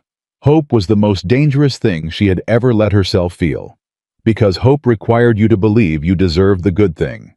And she had been told by Thomas, by the town, by 5 years of silence, that she did not. She handed Nathan the plans. She handed them back carefully folded correctly, without crumpling the paper. "I need to get back," she said. "I have orders." He took the plans, looked at her. "Abigail." "I'm fine," she said. I need to get back." She walked to the roan and mounted without his help this time. And she didn't look at his face, because if she looked at his face with the southern room, and Thomas's voice still echoing, and the mountains behind him, she was going to do something she wasn't ready to do. They rode back to Willow Ridge mostly in silence. Not a hostile silence, not the silence after a fight. The silence after something large had moved through, and both parties were still figuring out what had been disturbed. At the edge of town, Nathan pulled his horse level with hers. "I'm not going to chase you," he said quietly. "That's not how I do things." She looked at him. "But I'm also not going to disappear," he said. "I'll be here when you're ready to keep talking, whether that's tomorrow or next week or—" He stopped himself. "I'll just be here." She rode back to her shop. She dismounted, tied the roan to the post outside, and went straight to her workbench and picked up the Ellery coat pattern and told herself to work. Her hands shook slightly. Just slightly. She pressed them flat against the fabric until they stopped. The problem with Nathan Walker. The specific, devastating problem was that he had not done anything wrong. Thomas Briggs had been easy in the end, even in the pain of him, because Thomas had given her something to be angry at. He had been wrong, clearly and completely, and she had been able to build something solid out of the wreckage, a wall, a certainty, a shape of self-protection that she understood the architecture of. Nathan gave her nothing to be angry at. He kept showing up with the right thread and the right questions, and the patient, unhurried attention of a man who was genuinely interested, and every day it was harder to find the flaw in it, and every day the fact that she couldn't find the flaw scared her more than finding one would have. She was on her third pass at the Ellery coat pattern, making adjustments she'd already made when the door opened, and it wasn't Nathan. It was Dora Hutchins, who came in the way she always came in, which was the way weather came in, without particular announcement, as a natural condition. "Thomas Briggs is in town," Dora said. "I know," Abigail said. "I saw him." Dora stopped. "You saw him?" "He rode out to the Hargrove property while Nathan and I were there." The quality of Dora's silence was very particular. The silence of someone assembling a great deal of information and deciding how to present it. "How was that?" Dora said carefully. Instructive, Abigail said. Did he? Dora started and then stopped herself, which was unusual for Dora. She tried again. Are you all right, Abigail? The question had the genuine quality that Dora's questions occasionally surprised her with. Underneath the nosiness, underneath the information. Gathering there was something real in Dora Hutchins that came out sideways, sometimes unexpectedly. I don't know yet, Abigail said honestly. Dora sat down in the consultation chair. He's staying at the Pollard place, she said. Thomas, Chester Pollard's wife, is his cousin. He's apparently here for a week or two on some land business. A week or two? What kind of land business? Abigail said. Something about the parcel east of the river. His family had an old claim. Dora paused. Abigail. He was asking about you. In town this morning before he rode out. I was asking about your shop, whether anyone had come calling on you. Abigail set down the pattern. He was asking about me, she said flatly. More than once, Dora said. Hattie Graves told him about Nathan. I'm sorry, I know she shouldn't have, but you know Hattie. She framed it as concerned, but she was pleased to be telling him, and that came through. Abigail was quiet. He rode out there on purpose, she said. Not to Dora, to herself, saying it out loud to hear it properly. It looks like it, Dora said carefully. She sat with that. Thomas Briggs, who had left her in a church hall in front of witnesses, had ridden out to the Hargrove property specifically to interrupt something between her and Nathan Walker. That was what had happened. She had been so occupied with managing her own reaction that she hadn't fully assembled it until now. He had not come back to apologize. He had not come back to make amends. He had come back because someone had told him there was a man in her life, and something in Thomas Briggs had decided that was information requiring his response. The anger, when it came, was clean. Cleaner than she expected. Cleaner than the old grief, cleaner than the fear. It was a clear, cold anger, the anger of a woman who understood exactly what had just been done to her and had no patience left for it. Thank you, Dora, she said, for telling me. Dora looked at her. What are you going to do? I'm going to finish the Ellery coat, she said, and then I'm going to think. Dora left. Abigail finished the Ellery coat. She thought. What she thought was this: Thomas Briggs had spent 5 years deciding she wasn't worth staying for. He had said as much to 6 people in a church hall and had ridden away with his dignity intact and his conscience apparently clear. She had spent 5 years building something from the rubble of that building, it slowly and carefully and entirely by herself, the way she built everything. Her business, her reputation, her life. Nathan Walker had spent 3 weeks seeing that life and deciding it was worth sitting down next to. The fear was real. She was not going to tell herself it wasn't. The fear was real, and it was old, and it had good reason to be there because she had trusted before, and the trust had been used against her. She understood the fear completely. But she was also sitting at her workbench in the lamp-lit evening of a Wednesday in August, beginning to understand something else. She was tired of the fear winning. She had let the fear win for 5 years. She had let Thomas Briggs, a man who had not deserved a single hour of her time, determine the shape of her heart for 5 years. She had built walls and called them independence, and told herself she was fine, and she had been fine.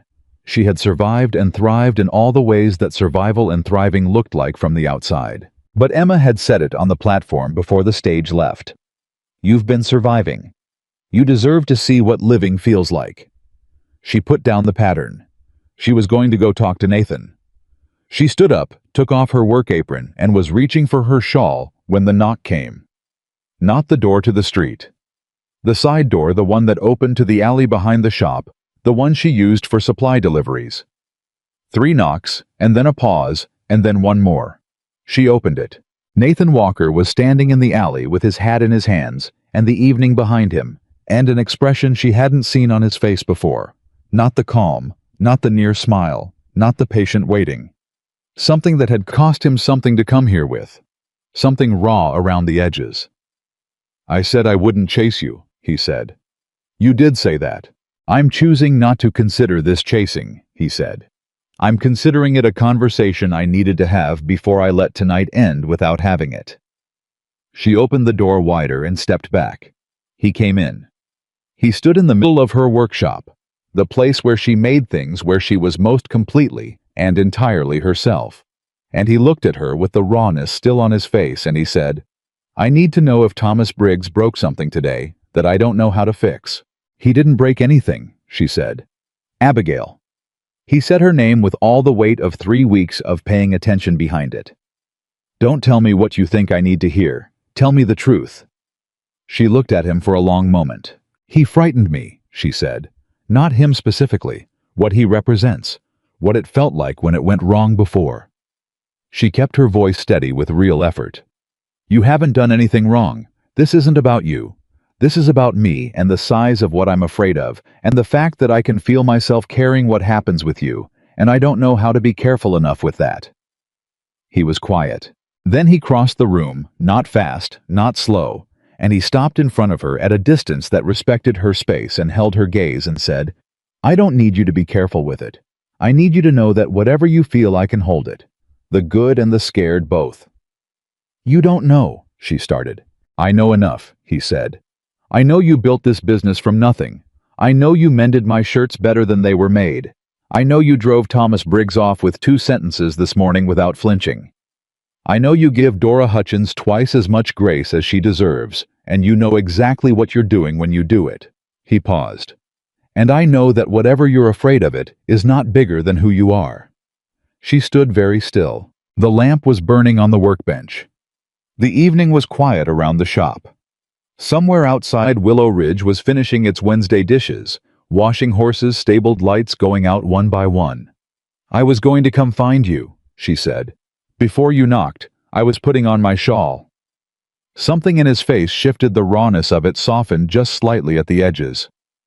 "Were you?" he said. "I've been sitting here for 3 hours deciding to stop being scared," she said. "I hadn't quite finished deciding, and then you knocked."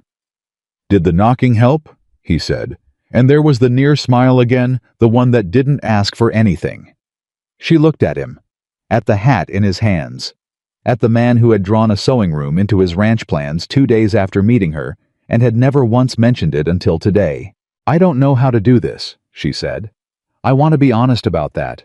I've spent 5 years not doing it, and I've gotten very good at not doing it." "I know," he said. "I'm not asking you to be good at it right away. You're asking me to try." "I'm asking you to consider trying," he said. "When you're ready, at whatever pace makes sense to you." He turned his hat brim once in his hands. "I'll still be here." She thought about the southern room with the windows. She thought about the wild horses in the valley. She thought about the thread in her supply drawer, the exact shade of Morrison brown. She thought about Thomas Briggs's face when Nathan Walker had said, "This conversation is done," and how Nathan had not looked at her afterward to check if she'd seen it. He hadn't done it for her to see. He'd done it because it needed doing. "I'd like to see the ranch again," she said.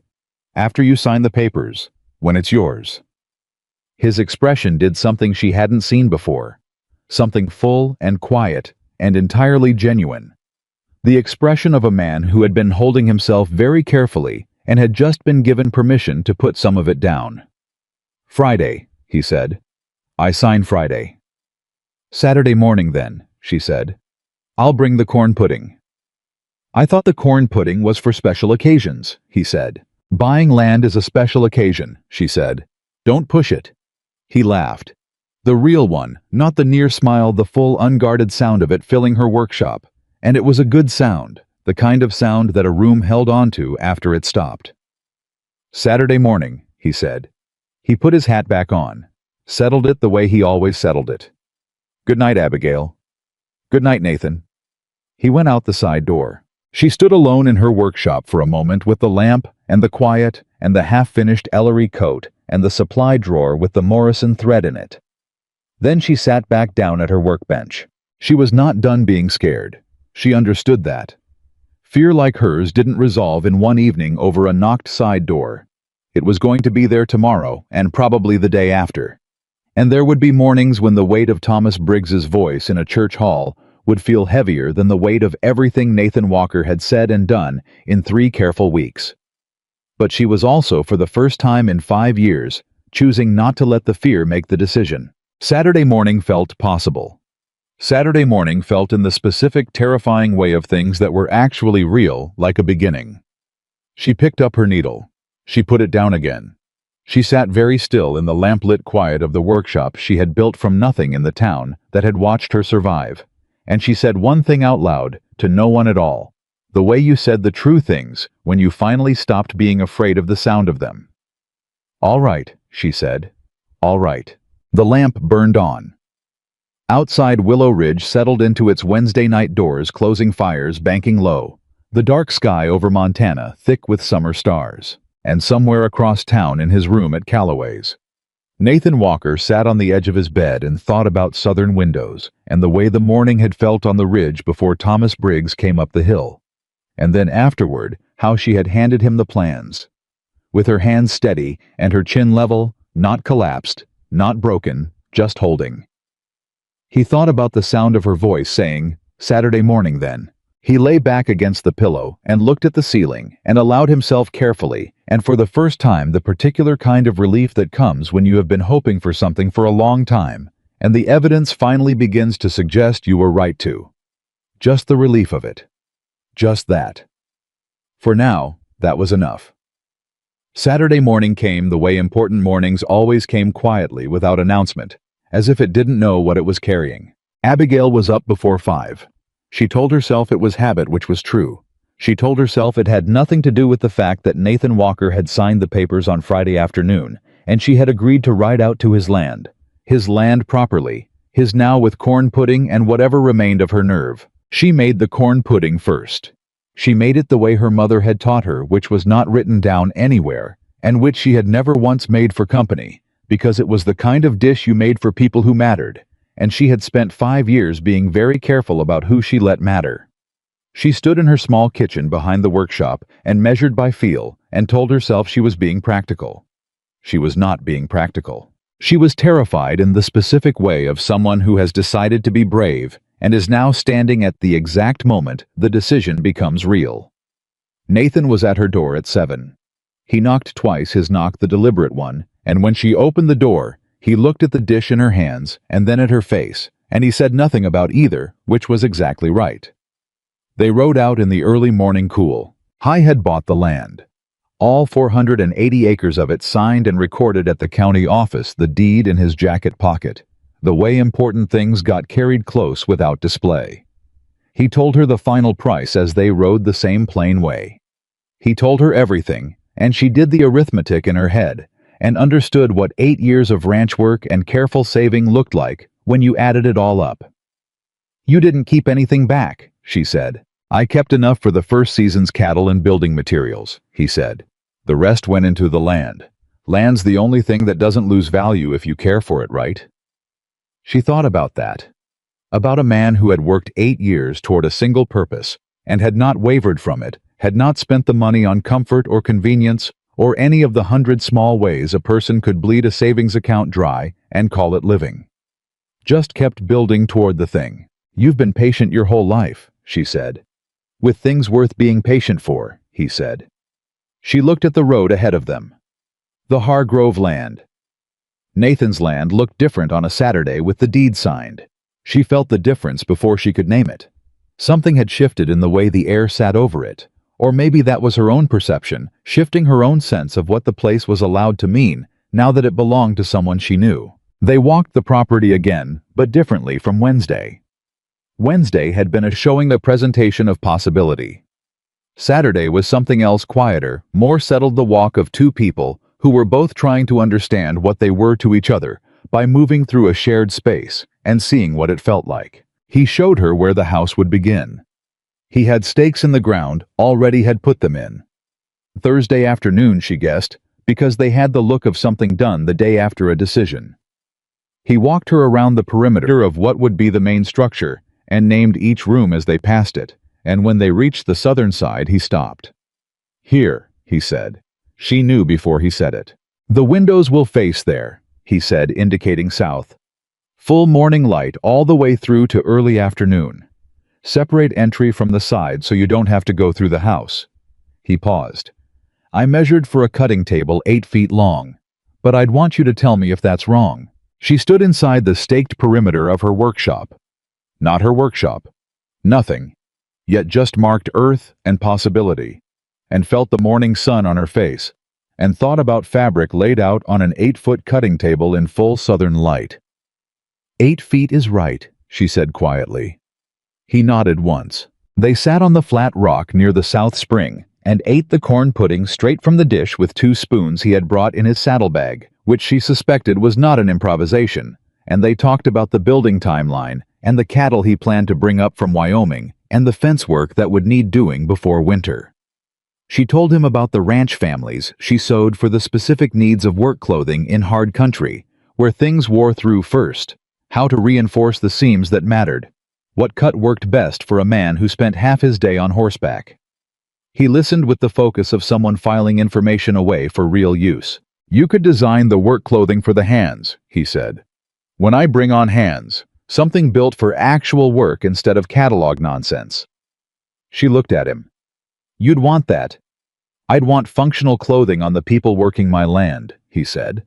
You're the best person in 3 counties who knows how to make that. It's practical. You always frame it as practical, she said. Most things I believe are also practical, he said. That's not an accident. She scraped the last of the pudding from the edge of the dish and thought about it. Thought about what it meant that he had built her work into his plans, not as an afterthought, not as something she could keep doing if she wanted, but something that would eventually recede as domestic life expanded, but as a structural element. A room with a separate entry, clothing contracts for the ranch, her expertise treated as a resource. Nathan, she said. He looked at her. Why me, she said. It came out more direct than she intended, but she had decided after Wednesday night that she was done managing what she said to this man. Emma gave you a name and a description, and you came 300 miles. You could have met any number of women. Why did Emma's letter make you get on your horse? He was quiet for a moment. Not the quiet of someone avoiding the question, the quiet of someone taking it seriously. Emma said her sister built something from nothing, he said. She said you were honest, and you were kind, and you were lonely in the quiet way that people don't see unless they're paying attention. He paused. And she said that someone had told you that you weren't worth loving as you are, and that you'd been carrying that ever since. He looked at her steadily. I've met men who were told they weren't worth anything, and they either collapsed under it, or they came out mean. I've never met a woman who was told she wasn't worth loving and turned around and built herself a life anyway. I wanted to know what that looked like up close. Abigail sat very still. That's not a romantic reason, she said. No, he agreed. That was the first reason. The reasons after are more romantic. She looked at the dish in her hands. What are the reasons after? You said I am not a problem to be solved on the first day, and you meant it completely, he said. You called Thomas Briggs by his full name and told me who he was without explaining or apologizing or adding anything to soften it. You pay Dora Hutchins twice the grace she deserves because you've decided she's worth the effort. He stopped. And you make the best corn pudding I have ever tasted in my life, which is not a small thing. She laughed. Genuinely, unexpectedly, the kind of laugh that came from somewhere unguarded because you weren't watching for it. It had been a long time since she'd laughed like that. Nathan was watching her with an expression she was only now learning to read, the full settled one, the one that appeared when he had been hoping for something and it arrived. There it is, he said quietly. There what is? That, he said. The real one. You've got a careful smile you use most of the time, and then you've got that one and that one. He stopped himself, looked out at the valley. She waited. That one is worth riding 300 miles for, he said. The heat came up her face before she could stop it. Not embarrassment exactly, but the particular feeling of being seen accurately, which was more intimate than being complimented and considerably harder to deflect. She did not deflect it. She sat with it, which was new. They rode back to Willow Ridge in the late morning. At the edge of he slowed his horse level with hers and said, "There's a thing I want to ask you." She looked at him. "The Harvest Festival is 3 weeks out," he said. "Willow Ridge does it up at the community ground from what Porter tells me. Supper and dancing and the whole business. He held her gaze directly. I'd like you to come with me. Not by accident. Not because we happened to both be there. With me deliberately in front of the town. There it was. The thing that had been building since the Sunday supper, since the coffee at May's, since the workshop conversation, and the side door knock, and the staked ground of a sewing room facing south. The thing that Willow Ridge had been assembling its opinions about for 5 weeks and would now have concrete evidence for. She thought about Clara Vinson, about Hattie Graves, about Chester Pollard's assessment in Henderson's Dry Goods, that she was probably desperate enough to be useful. She thought about Thomas Briggs on that hillside, and the way Nathan had said this conversation is done. She thought about the corn pudding dish and 2 spoons brought on purpose. Yes, she said. He looked at her like he wasn't sure he'd heard correctly. Yes, she said again, steady and clear. Deliberately. In front of the town. He exhaled once, a careful exhale, the kind that held something it had been keeping. All right, he said. 3 weeks. She rode the last 2 blocks to her shop alone, and dismounted and tied the roan and stood for a moment with her hand on the door latch and thought, all right. All right then.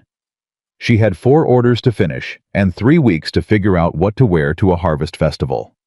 She went inside. The following days had a different quality to them. She noticed the difference the way you noticed a change in weather, not in one dramatic moment, but gradually, in the accumulation of small things. She woke up thinking about the day ahead, rather than about what she needed to survive in it. She found herself at her workbench humming, which she hadn't done in years, and when she noticed, she didn't stop. She made decisions in her order book with more certainty than she'd had in months, because her mind wasn't spending half its energy on the background management of loneliness. Nathan was working. The ranch had a crew of 2 up from Porter Hayes's operation, doing the initial building work, framing the foundation, hauling timber from the eastern ridge. He came into town most evenings covered in sawdust, and satisfied in the way of a man whose days were going the direction he'd pointed them. He came to May's most evenings. So did she. It was not a secret. It was not presented as a secret. They sat at the counter and drank coffee and talked, and May refilled their cups with the particular benevolent neutrality of a woman who had been hoping for this specific development and was determined not to say so. The town watched. The town always watched. The watching had changed, though, slightly, incrementally. Not the cruel watching that didn't disappear, but something else had been added to it. Porter Hayes had told someone who had told someone else that Nathan Walker was building a sewing studio into the house plans. That detail had moved through Willow Ridge with remarkable efficiency, because it was the kind of detail that people didn't quite know what to do with a man building something for a woman, not as a gift or an incentive, but as a simple acknowledgement of who she was. It didn't fit the story the town had been telling about Abigail Carter and Willow Ridge. Like all small towns got uncomfortable when reality stopped fitting its stories. Dora Hutchins came into the shop on a Tuesday with 3 bolts of fabric she'd been meaning to have made into curtains for 2 years and placed them on the counter with the decisive energy of a woman making a statement. I want these done before the cold sets in, she said. Good fabric, good work, whatever your rate. Abigail looked at the bolts. Good fabric was right. Dora had good taste, she'd give her that. She named her price without discounting. Fine, Dora said without haggling. She sat in the consultation chair. I told Hattie Graves she was wrong, she said. Abigail looked up. Last week, Dora said. She was saying what she usually says. I told her she was wrong, and she'd been wrong for years, and she should think about the kind of person she wanted to be before she said another word on the subject. She straightened her hat. I thought you should know. Abigail set down her measuring tape. Dora, she said. It needed saying, Dora said with the brisk tone of someone who was not going to make more of this than it was. Now, can you do the curtains by the 15th? I can do them by the 12th, Abigail said. Good. Dora stood. He's good for you, she said, not looking at Abigail. I know you know that. I'm just saying it out loud so it's been said by someone other than your sister. She walked to the door. The 12th, then. She left. Abigail stood alone in her shop for a moment. Then she picked up the measuring tape and started on the curtains. Thomas Briggs had been in town for 8 days when it happened. She had managed to not encounter him again. Willow Ridge was small, but it wasn't that small, and she had learned the geography of avoiding people she didn't want to see over the course of 30 years. She knew which hours Chester Pollard came into town, and she knew the Pollards were hosting Thomas, so she adjusted accordingly. It wasn't difficult. It was just the ordinary maintenance of a life that had required maintenance. What she had not anticipated was the letter. It arrived on a Wednesday morning in an envelope she didn't recognize until she saw the handwriting, and then she recognized it immediately because it was the handwriting of a man who had signed his name at the bottom of a letter she'd kept for 2 years before she burned it. She stood at her work table with the envelope in her hand and felt the cold move through her chest. She almost didn't open it. She opened it. Abigail, I know I don't have the right to write to you. I know that. I've been knowing it for 5 years, and it didn't stop me from doing things I don't have the right to do, which is apparently a pattern I haven't fixed yet. I saw you on the Hargrove property last week. I saw you with him. I told myself I rode out there on business, but that's not entirely true, and I'm trying to be honest, which is something I should have tried considerably earlier. I want to say I'm sorry, not as a strategy, not because I think you owe me anything for it, just because I am. What I said in the church hall, I said in front of people who didn't need to hear it, and I said it because I was a coward who wanted witnesses to make it feel more final, and you didn't deserve any part of that. I don't know what Walker is to you. It looked like something real. If it is, I hope you let it be. Thomas. She read it twice. Then she set it on the work table and looked at it from a slight distance, the way you looked at something you weren't sure was safe to touch. Thomas Briggs had written her an apology, a real one or something that had the architecture of a real one, the specific acknowledgement of what he'd done and why and what it had cost her. She was aware that it might not be entirely without strategy. She was also aware with the particular clarity of a woman who had spent 5 years living with the damage that the apology changed. Nothing about what had happened, and also that hearing it, reading it, feeling the weight of his acknowledging it, did something small and real to the shape of the wound. Not healed it. Just acknowledged it. The way a witness acknowledged a thing. The way naming something correctly gave you a slightly different relationship to it. She folded the letter and put it in her workbench drawer. She sat for a long time. Then she went to find Nathan. How was at the building site? She could hear the hammering from the road. She rode out on the roan with no corn pudding and no particular plan, just the letter in her head and the need to be in the company of someone she trusted. She found him on top of the half-framed south wall, which was farther along than she'd expected, the building rising out of the staked earth with real momentum now. He saw her coming and came down off the wall and said something to the 2 men with him, and they went to work somewhere on the other side of the frame, and he walked out to meet her. You came out on a Wednesday, he said. He could see something in her face. He always could. Thomas wrote me a letter, she said. He was still. An apology, she said. A real one or something close to it. She paused. I don't want to talk about what it said. I needed to not be alone with it for a while. He looked at her. All right, he said simply. That's all, she said. What else would I say? She thought about what someone else might have said. Might have wanted to know what was in the letter, might have been jealous or threatened, or made it about himself in some way. Nathan Walker was looking at her with the calm, undivided focus of a man whose primary interest was that she was all right. Come see how far we've gotten, he said, and turned toward the frame. She tied the roan and walked with him through what would be the front door, and stood in the middle of what would be the main room, the walls only chest-high yet, but the shape of it clear. He told her about the work, what they'd finished, what remained the timber they were waiting on for the roof framing.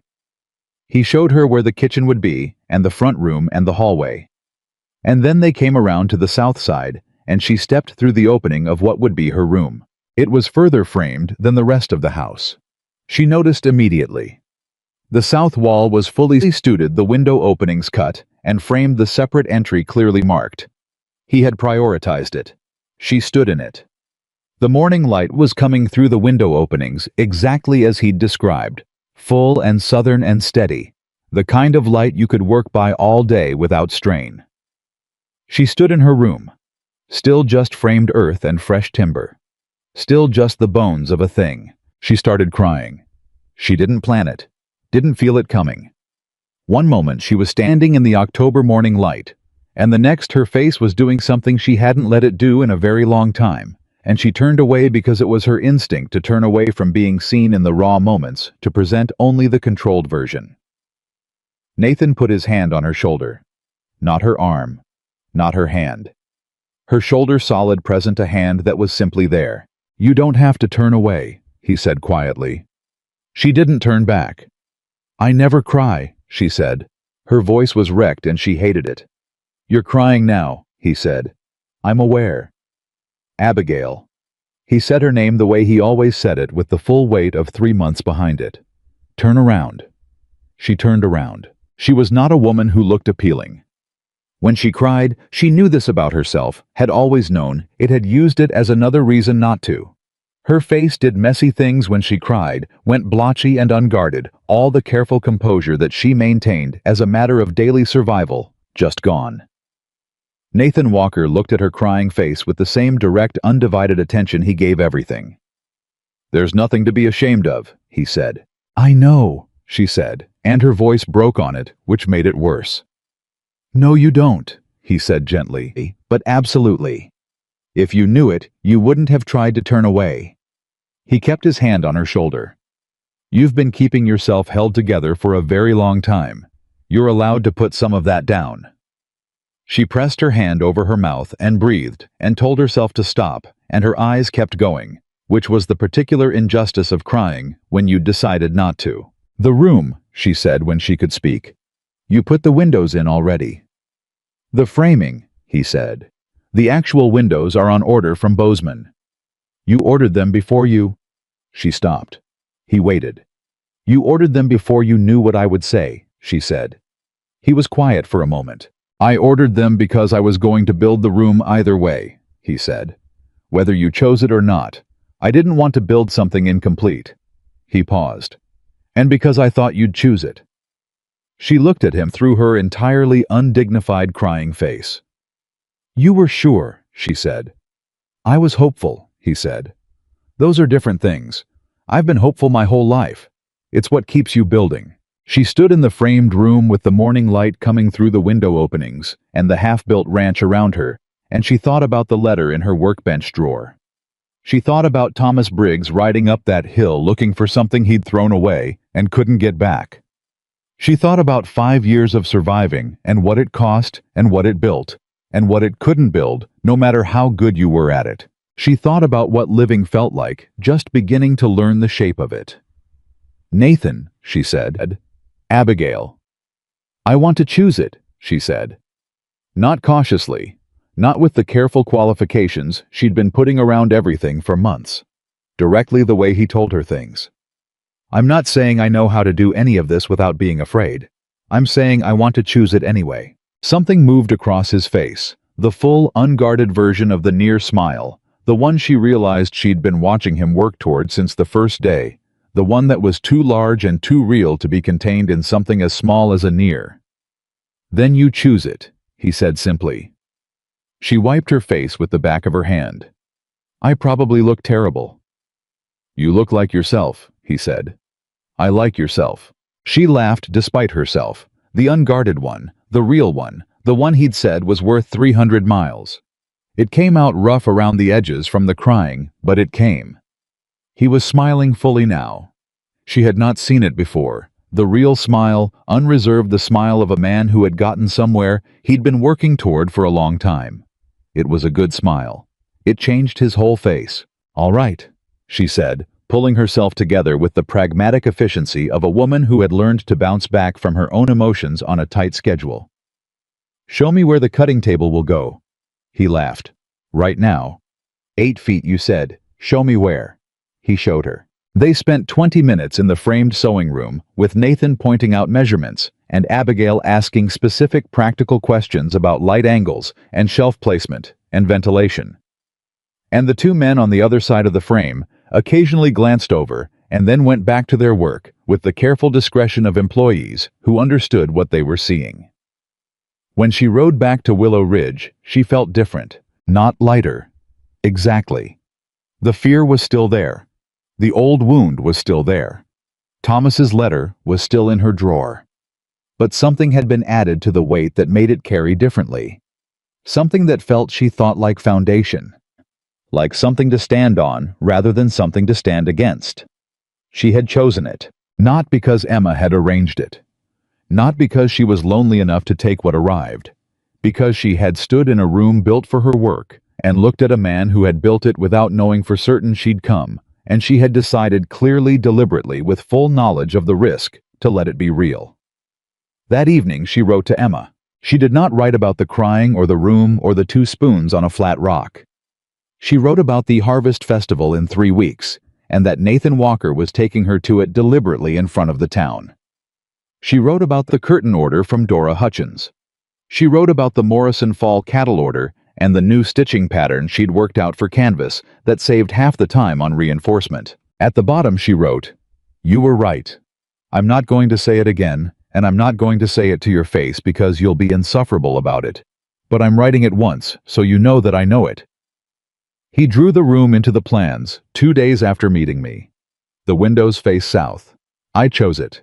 Your sister who loves you even when she wants to throttle you, Abigail. She sealed the letter and set it for the Morning Post. Then she went back to the Dora Hutchins curtains, which she finished at 11 that night, 3 days ahead of schedule. Outside Willow Ridge was dark and quiet. 2 weeks to the Harvest Festival. The building frame on the Hargrove land, Nathan's land, was rising 1 course of timber at a time, and in the locked drawer of her workbench, underneath the thread and the spare needles and the folded order forms, Thomas Briggs's letter sat unopened no longer and unburned for the first time. She would not keep it long, but she was not ready to burn it yet, because burning it meant being finished with the grief of it, and being finished with the grief of it meant she had carried it long enough to set it down, and setting it down meant it no longer controlled the size of the life she was willing to build. She was getting there, one chosen thing at a time. She was getting there. The Harvest Festival came on a Saturday in late September, when the air had that particular Montana edge to it, the first honest cold of the season, pressing down from the mountains, reminding everyone that summer didn't live here permanently and never had. Abigail spent Friday evening on her dress, not altering it, not fixing something wrong with it. She had made this dress specifically over the past 2 weeks in the evenings, after orders were finished, a deep garnet wool that she'd ordered from the Bozeman catalog the day after she told Nathan yes. She had cut it to fit herself the way she cut everything she made for other women, precisely, honestly, without apology for the shape it was meant to cover. Full through the hips, generous through the shoulders, tailored at the waist, in the way that acknowledged she had one. She had put careful work into the collar and the cuffs and the buttons, because the details were where the character of a garment lived. She stood in front of her small mirror on Friday night and looked at herself in it. She had spent 30 years learning not to linger in mirrors. Not from vanity, the opposite of vanity, which was the specific unkindness of deciding you weren't worth looking at. She had built the habit young, after the first time she saw someone else see her reflection and make a face. She looked now. The dress was good. She had made it well the way she made everything, and it fit the way good clothes fit, not disguising anything, not performing anything, just working with what was actually there. She looked like herself, the full, complete, unapologetic version of herself that she had been working toward for months. She decided that was enough. She went to bed. Nathan knocked at 7 the next morning, same as always, and when she opened the door, he looked at the dress and then at her face and said, "You made that." "This week," she said. "It's the best thing you've ever made," he said. She looked at him. He had a clean shirt on the collar she'd repaired, pressed carefully.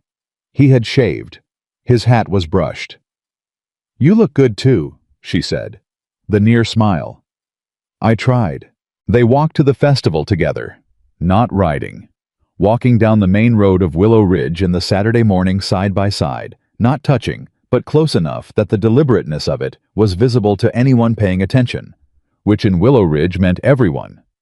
She felt the watching. She had always felt the watching. Today, for the first time, she did not adjust herself for it. She did not walk smaller or faster. She did not look at the ground or find a reason to glance away. She walked at her own pace beside Nathan Walker in her garnet wool dress, and she let the town see her doing it, and she did not perform anything for them in either direction, not defiance, not indifference. Just the simple radical fact of existing in her own life without apology. Nathan tipped his hat to old Mr. Hennessy on the boardwalk. Mr. Hennessy looked at them both and said, "Morning, Walker. Morning, Miss Carter. Glad you two could make it."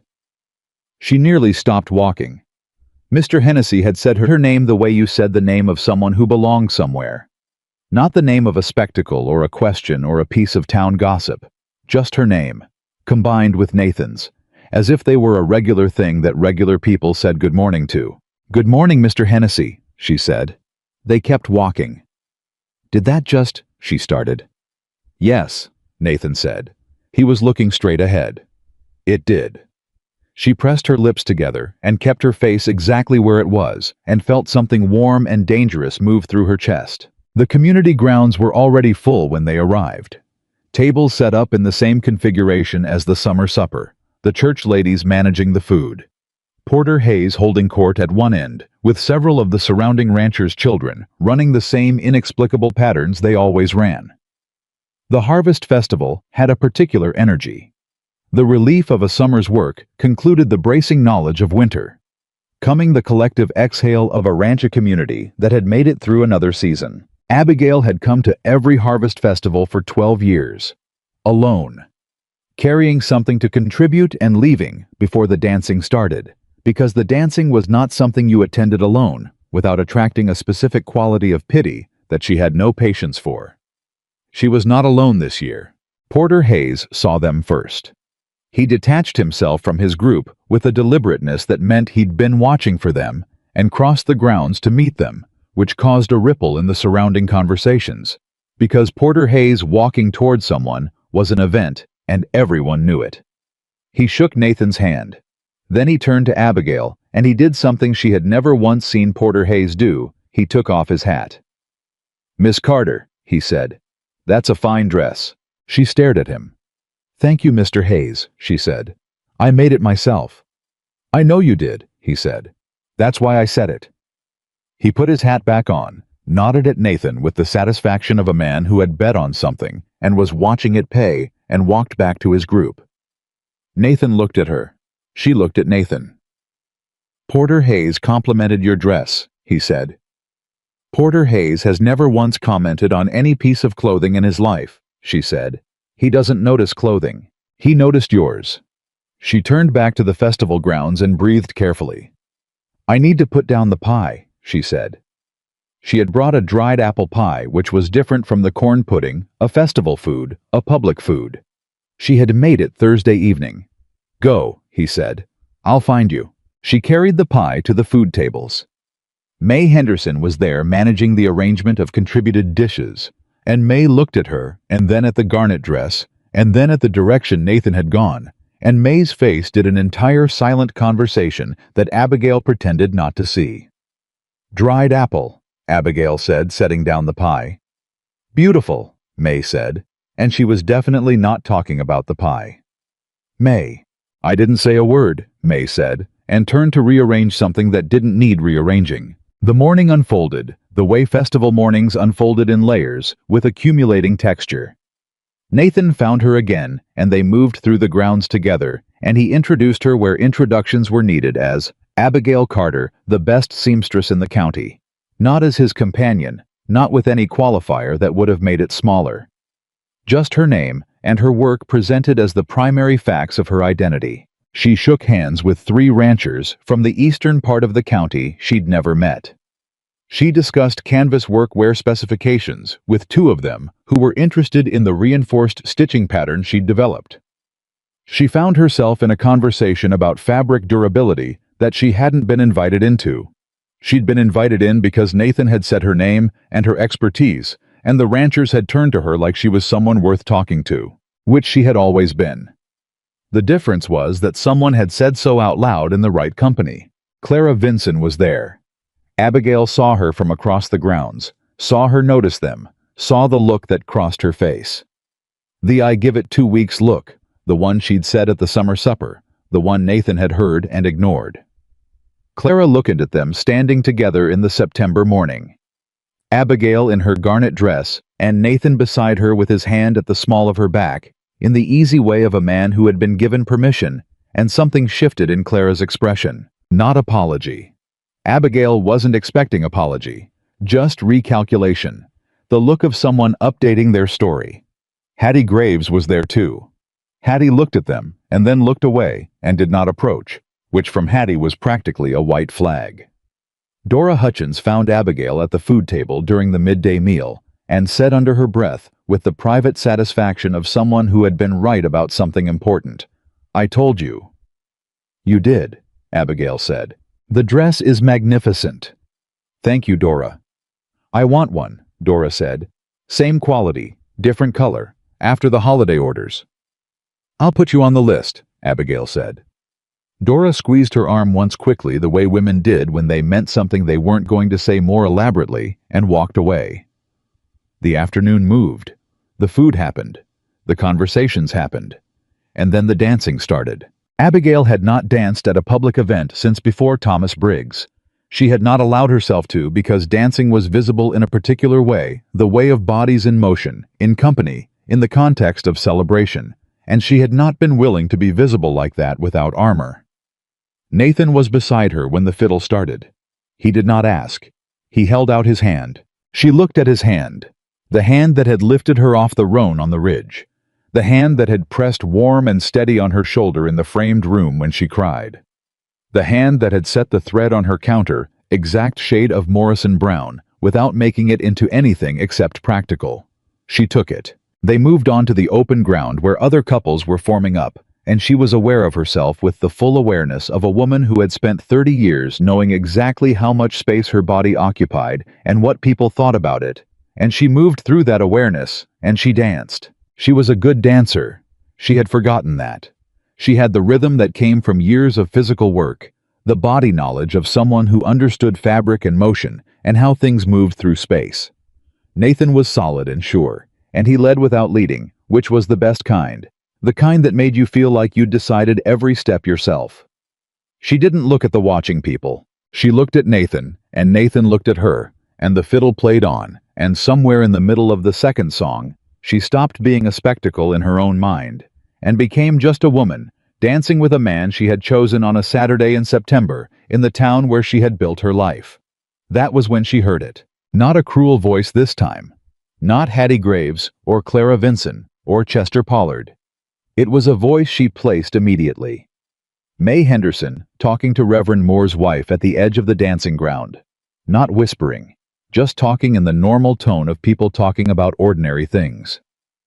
"She looks happy," May said. "I don't think I've ever seen her look like that." Reverend Moore's wife said something Abigail couldn't hear. "She deserves it," May said simply. "Lord knows she's been patient enough." Abigail kept dancing.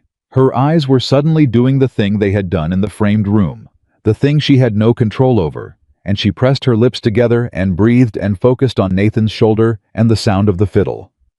Nathan felt the change in her. He always did. "All right," he said quietly. "May Henderson just said I look happy," she said. He looked at her. "Are you?" She thought about the question. Really thought about it the way she thought about pattern problems from multiple angles checking the math. "Yes," she said. "I think I actually am." "Good," he said, and they kept dancing. Thomas Briggs left Willow Ridge the following Monday. She heard it from Dora, who heard it from someone at the stage stop. He had completed his land business, whatever it had actually been, and ridden back toward Bozeman without further incident. She waited for the feeling of his leaving to be significant in some way, to require processing, to open something up in her chest. It didn't. I was just gone. The way a stone goes when you finally set it down. You notice the absence of the weight briefly, and then you move. She burned the letter that evening. Not dramatically. Just set it in the stove with the evening's kindling, and watched it go, and felt when the paper curled and darkened and disappeared the specific lightness of being done with something. She was done. The ranch went up through October with the speed of men who knew what they were building and why. Nathan had brought on 2 hands, permanently brothers from Wyoming, solid workers, the kind who asked the right questions and then did the job. The main house framing was completed by the 2nd week. The barn followed.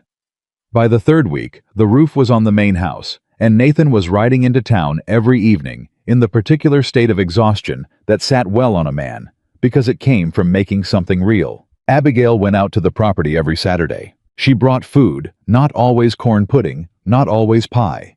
Sometimes just bread, sometimes a pot of beans she'd made Friday evening. She sat on the flat rock by the South Spring and talked to Nathan while he ate, and they talked about the building and the cattle coming up from Wyoming in the spring and the clothing contract she was drafting for the ranch hands. 4 sets of reinforced work clothes per man, designed specifically for the elevation and the cold and the specific demands of cattle work at altitude. It was on one of those Saturdays in the 3rd week of October that she walked into the sewing room. The windows were in. The Bozeman windows had arrived the week prior, 4 of them on the south wall, properly framed and glazed, and the light through them was exactly what Nathan had promised that August morning when he'd said full morning light all the way through to early afternoon. She stood in the room. The walls were up. The floor was laid plank pine smooth, good for moving around a work table without catching on rough edges. The separate entry door was hung and plumb. The room was empty except for light and the smell of fresh timber and the sound of hammering somewhere on the far side of the house. Nathan came through the interior doorway and stopped when he saw her standing there. "Windows came out well," he said. "They did," she said. "Floor's level," he said. "I checked it twice. I can feel it," she said. She could the particular evenness underfoot that you noticed when you spent your days at a work table and knew the difference between a floor you could trust and one you couldn't. "Shelving," Nathan said. "I need to know where you want it, north wall, south wall, or both." She looked at the walls, thought about bolts of fabric, about thread organization, about the natural workflow of a cutting table versus a sewing station. "Both," she said. "Low on the north to floor level, high on the south so it doesn't block the light." He pulled a small notebook from his pocket and wrote that down, the same notebook she'd seen him carry since the 1st week. She had never asked to look at it, but she knew it held the details of the ranch measurements, costs, decisions, the accumulated specifics of building something from nothing. "You're in the notebook," she said. He looked up. "The shelving," she said. "You're writing it down." "Everything important goes in the notebook," he said simply, and wrote another line. She looked at the south windows. The light was coming through the way light came through good glass in late October, angled warm, the particular quality of fall sun that was stronger than it looked. She thought about a cutting table under those windows, 8 feet of it just like he'd said. "Nathan," she said. "Abigail, I want to move out here," she said. "In the spring when the house is ready. I want to close the Willow Ridge workshop and work out of this room and take the ranch clothing contracts as my primary business." She said it the way she'd learned to say things to him directly, without the careful qualifications she'd used for months, because he'd earned the unqualified version. "I'm not saying this because you built the room. I'm saying it because I've thought it through and it makes sense, and because—" She stopped. "Because," he said quietly. "Because I want to," she said. "For myself. Because I spent 5 years building a life I could survive in, and I'm ready to build one I actually want." He stood in the doorway of her room with his notebook in his hand, and looked at her. The way she had come to understand was the full version, the unreserved version, the Nathan Walker, who didn't manage himself quite as carefully as he usually did. "You're sure?" he said. "I'm sure," she said. "I'm scared, and I'm sure." "I can work with both of those," he said. She laughed. "The real one." He crossed the room in 4 steps and stopped in front of her with the proper distance. He always kept the distance of a man who asked before he assumed, and he said, "There's something I want to give you. It's not a ring. I want to say that first because I don't want you to think I'm asking something you haven't agreed to yet." She looked at him. He reached into his jacket pocket and brought out a small wooden box. palm-sized, made from the same pine as the floors. She could see the grain matched. He had made it himself. The lid had something carved into it that she had to look at twice before she understood her initials, AC, in clean, simple letters. She took the box. She opened it. Inside was a measuring tape. Not a purchased one, she could tell immediately from the feel of it. He had carved it himself from a lighter wood, flexible enough to use with markings. She looked at closely, and then looked at again. "You marked it," she said. "In inches," he said. "I looked up the standard in the library book." She turned it in her hands. He had made her a measuring tape, carved her initials into the box it sat in. She ran her thumb along the markings, and they were even, not perfect. Not a craftsman's work, but careful. The work of a man who had decided to make something, and made it as well as he could. "Turn it over," he said. She turned the tape over. On the back, in the small, careful letters of a man who wrote in notebooks, "I never came to change you. I came because I admired the woman you already are." She read it once. She read it again. She closed her hand around the measuring tape and held it and looked at Nathan Walker and did not try to stop the thing her face was doing. "You made this," she said. "3 evenings," he said. "I'm better with fence posts." "It's perfect," she said. "It's not perfect," he said. "The markings are slightly uneven on the second foot." "Nathan," she said. "Abigail." "Ask me," she said. He looked at her. The full look, the undivided one. "Will you marry me?" he said. Not as a performance, just as a question. The realest question asked by a man who already knew the answer, but understood that hearing it said out loud was the part that mattered. "Yes," she said. He exhaled the long, careful exhale she'd heard once before, on the Saturday she'd told him she'd come to the festival deliberately. The exhale of a man releasing something he'd been holding. "Yes," she said again, because it was worth saying twice. They were married on a Saturday in November, 3 weeks before the first real snow came down from the mountains in the Willow Ridge Church, with Reverend Moore, and more people than Abigail had expected. She had not expected so many people. The pews were 3/4 full, ranch families from all over the county. May Henderson, Dora Hutchins in a hat that was genuinely extraordinary. Porter Hayes and his wife, the Henderson brothers who had been helping build the ranch, and who dressed up in a way that suggested they owned one good suit between them and had negotiated some arrangement. Emma came from Bozeman. She arrived Friday evening on the stage and came straight to the workshop and stood in the doorway with her traveling bag at her feet, and looked at her sister and said nothing for a moment. "Well," Emma said finally. "Don't," Abigail said. "I wasn't going to say a word." "You were about to say I told you so." "I was about to say," Emma said, setting down her bag, "that you look like someone who's been living rather than surviving, and I've been waiting a long time to see that." She crossed the room and put her arms around her sister. Abigail held on. "You were right," she said for the second time in her life. "I'm still not saying it to your face again." "You just did," Emma said. "I'm going to stop talking now," Abigail said. Emma laughed and held on tighter. The ceremony was short. Nathan had no family there. His parents were gone. No siblings, the particular solitude of a man who had been self-reliant since he was young and had made peace with it. He stood at the front of the church in the good shirt, not the collar. She'd repaired a new one she'd made him and watched her come down the aisle, and his face did the full, unreserved thing that she had learned to read and never got tired of seeing. She walked to him on her own feet at her own pace, in a dress she had made herself in the 2 weeks after he'd asked. Ivory wool with a fitted waist and a full skirt and collar work she'd spent 3 evenings on because she was constitutionally incapable of doing anything at less than her full capability, including getting married. Reverend Moore read the words. "They said the things you said. They meant every syllable, which was more than most people managed, and it showed." When it was done, Nathan kissed her once properly, and then said against her ear, "The marking on the second foot of that tape is still slightly off." She pulled back and looked at him. "You're thinking about the tape right now." "I've been thinking about how to fix it for 3 weeks," he said. "I need a better tool." She stared at him for a moment, and then laughed. The real one, the unguarded one, right there in the front of the Willow Ridge Church, with everyone watching, and it echoed off the ceiling, the sound of it, and Nathan was laughing too, and Reverend Moore was smiling in the way of a man who had conducted enough weddings to recognize when two people were genuinely delighted by each other. Dora Hutchins said later that it was the best ceremony she'd been to in 20 years.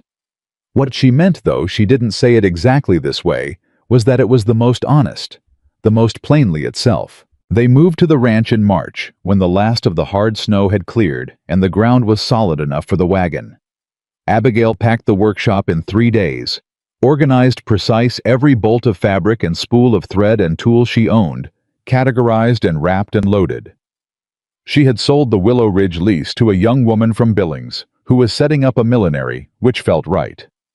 The first thing they carried into the house was not furniture. Nathan had set up her cutting table, 8 feet properly leveled, positioned exactly beneath the south windows, during the week before the move. And the first thing they carried in was the bolts of fabric, 6 of them, the working inventory for the spring ranch clothing orders. He carried 3, she carried 3, and they set them on the cutting table in the room with the south windows, and Abigail ran her hand along the edge of the table and felt the light on her face. "All right," Nathan said. "More than," she said. She set up the sewing room in 2 days. He stayed out of it, understood, without being told that this was her domain, her organization, her logic, and when she called him in on the second afternoon to show him the result, he stood in the doorway and took in the ordered shelving and the arranged threads and the cutting table under the windows, and he said, "It looks like you." "That's the idea," she said. "The measuring tape is on the shelf," he said. He had spotted it immediately, the small wooden box with her initials sitting on the shelf above the cutting table. "It lives there," she said. "I'll use it every day." The second foot marking. Nathan. "I have a better tool now," he said. "I could fix it." "If you touch that tape," she said, "I will redo every seam in every shirt you own."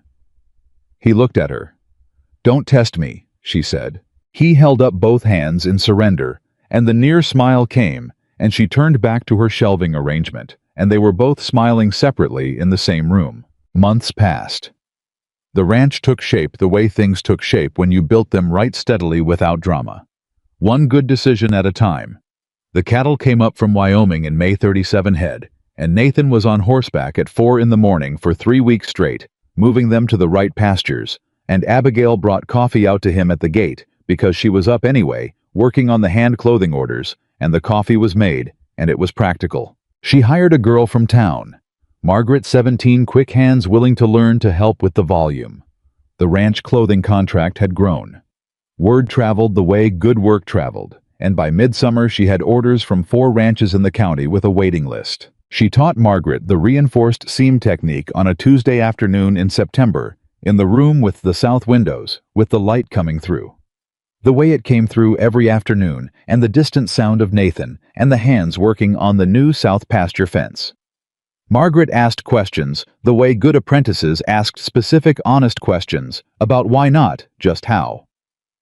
Abigail answered them the same way she answered everything now, directly, without holding back the knowledge, because knowledge given freely multiplied. Willow Ridge had, in the way of small towns processing new information, updated its story. It didn't happen all at once. It never did. It happened in the accumulation of small revisions. Chester Pollard, ordering work trousers from Abigail's ranch line and telling his foreman they were the best built he'd ever owned. Clara Vinson's daughter ordering a dress for her autumn wedding, and Clara coming in to consult and being genuinely, specifically complimentary about the cut. Hattie Graves, who never apologized for anything in her life, bringing preserves to the ranch in late summer, under the stated pretext of being neighborly, which everyone understood was as close to an apology as Hattie Graves would ever come. The town stopped talking about Abigail Carter's size, not because it had changed. It hadn't. She was exactly who she had always been, in exactly the body she had always had. The town stopped talking about it because there was nothing for the talk to attach to. Anymore, she was not a question or a cautionary tale or a thing that needed explaining. She was Abigail Walker, the best seamstress in the county, who ran a working operation out of her ranch and had built something real and clearly knew it. The story had changed its ending, and so the story changed. Emma visited in October, the first fall anniversary of the letter that had started everything. She came on the stage from Bozeman, and Nathan met her at the stop and drove her out to the ranch in the wagon, and she sat in the sewing room and drank coffee and looked at the south windows and said very little, which for Emma meant she was moved. "I was wrong to send him without asking you," Emma said finally. Abigail looked at her. "I know I was," Emma said. "I've known it this whole time. I was right about him, but I was wrong about the method, and those are two different things, and I owe you the distinction." Abigail sat with that. "You were wrong to send him without asking me," she said. "And you were right about one thing." Emma waited. "The hardest thing wasn't surviving alone," Abigail said. "I was good at that. I built something and I kept it, and I didn't fall apart." She looked at her sister steadily. "The hardest thing was believing I deserved to be loved exactly as I was." Emma's eyes went bright. "Abby, I'm not finished," Abigail said. "The hardest thing was believing it, and then it was choosing it anyway before I fully believed it, and letting the believing catch up." She paused. "That's the part nobody tells you. You don't have to believe it completely first. You just have to choose it enough times until the believing becomes true." Emma reached across the cutting table and took her sister's hand. They sat in the south light room and held on to each other the way sisters held on with the full weight of shared history. The fights and the distances, and the enormous, presumptuous loving act that had started all of this, and the version of themselves that sat on a fence post at 18, talking about the lives they were going to have. This was the life, not the fantasy version. Not the version without cost or fear, or the long work of building trust from the ground up. The real one, specific and imperfect, and entirely completely hers. Nathan came in at noon, covered in the particular dust of an October morning's work, and looked at both of them sitting at the cutting table and said, "I'll make coffee." "It's already made," Abigail said. "Pour yours and sit down." He poured his coffee. He sat down. He fit into the room the way he fit into everything she had built, not by making himself smaller, not by taking more than his share, but by understanding exactly what was already there and choosing to be a part of it. Emma watched them. Later, walking back to the wagon for the drive to the stage stop, Emma leaned close to Abigail and said quietly, "The way he looked at you when he came in." "Don't," Abigail said. "Like you were the answer to a question he'd been asking his whole life," Emma said. Abigail looked straight ahead. "Emma, I'm just saying what I saw." "I know what you saw," Abigail said. "I feel it every day." Emma squeezed her arm and said nothing more. Nathan drove the wagon, and Emma sat between them, and the October sky was enormous and blue overhead, and Abigail thought about 8 feet of cutting table and south-facing windows, and Morrison brown thread in exactly the right shade, and the measuring tape on the shelf with its slightly imperfect second-foot marking that she would never in her life let him fix. She thought about a man who had ridden 300 miles on the word of a letter, who had asked 2 questions. Was she kind? Did she keep her word, and then come to find out for himself? She thought about what it had cost her to let herself be found. She thought about what it had given her. Nathan and Abigail Walker spent the rest of their lives building that ranch one season at a time. Not because either of them had needed saving. Not because Emma had decided what was best and arranged it. Not because the town had approved or the fear had disappeared or the old wounds had vanished as if they'd never been. They built it because 2 people who had each carried their particular weight alone for a long time had found each other at the right moment, and had chosen slowly, honestly, with full knowledge of the risk to put some of that weight down and build something together instead. And that was enough. That was more than enough.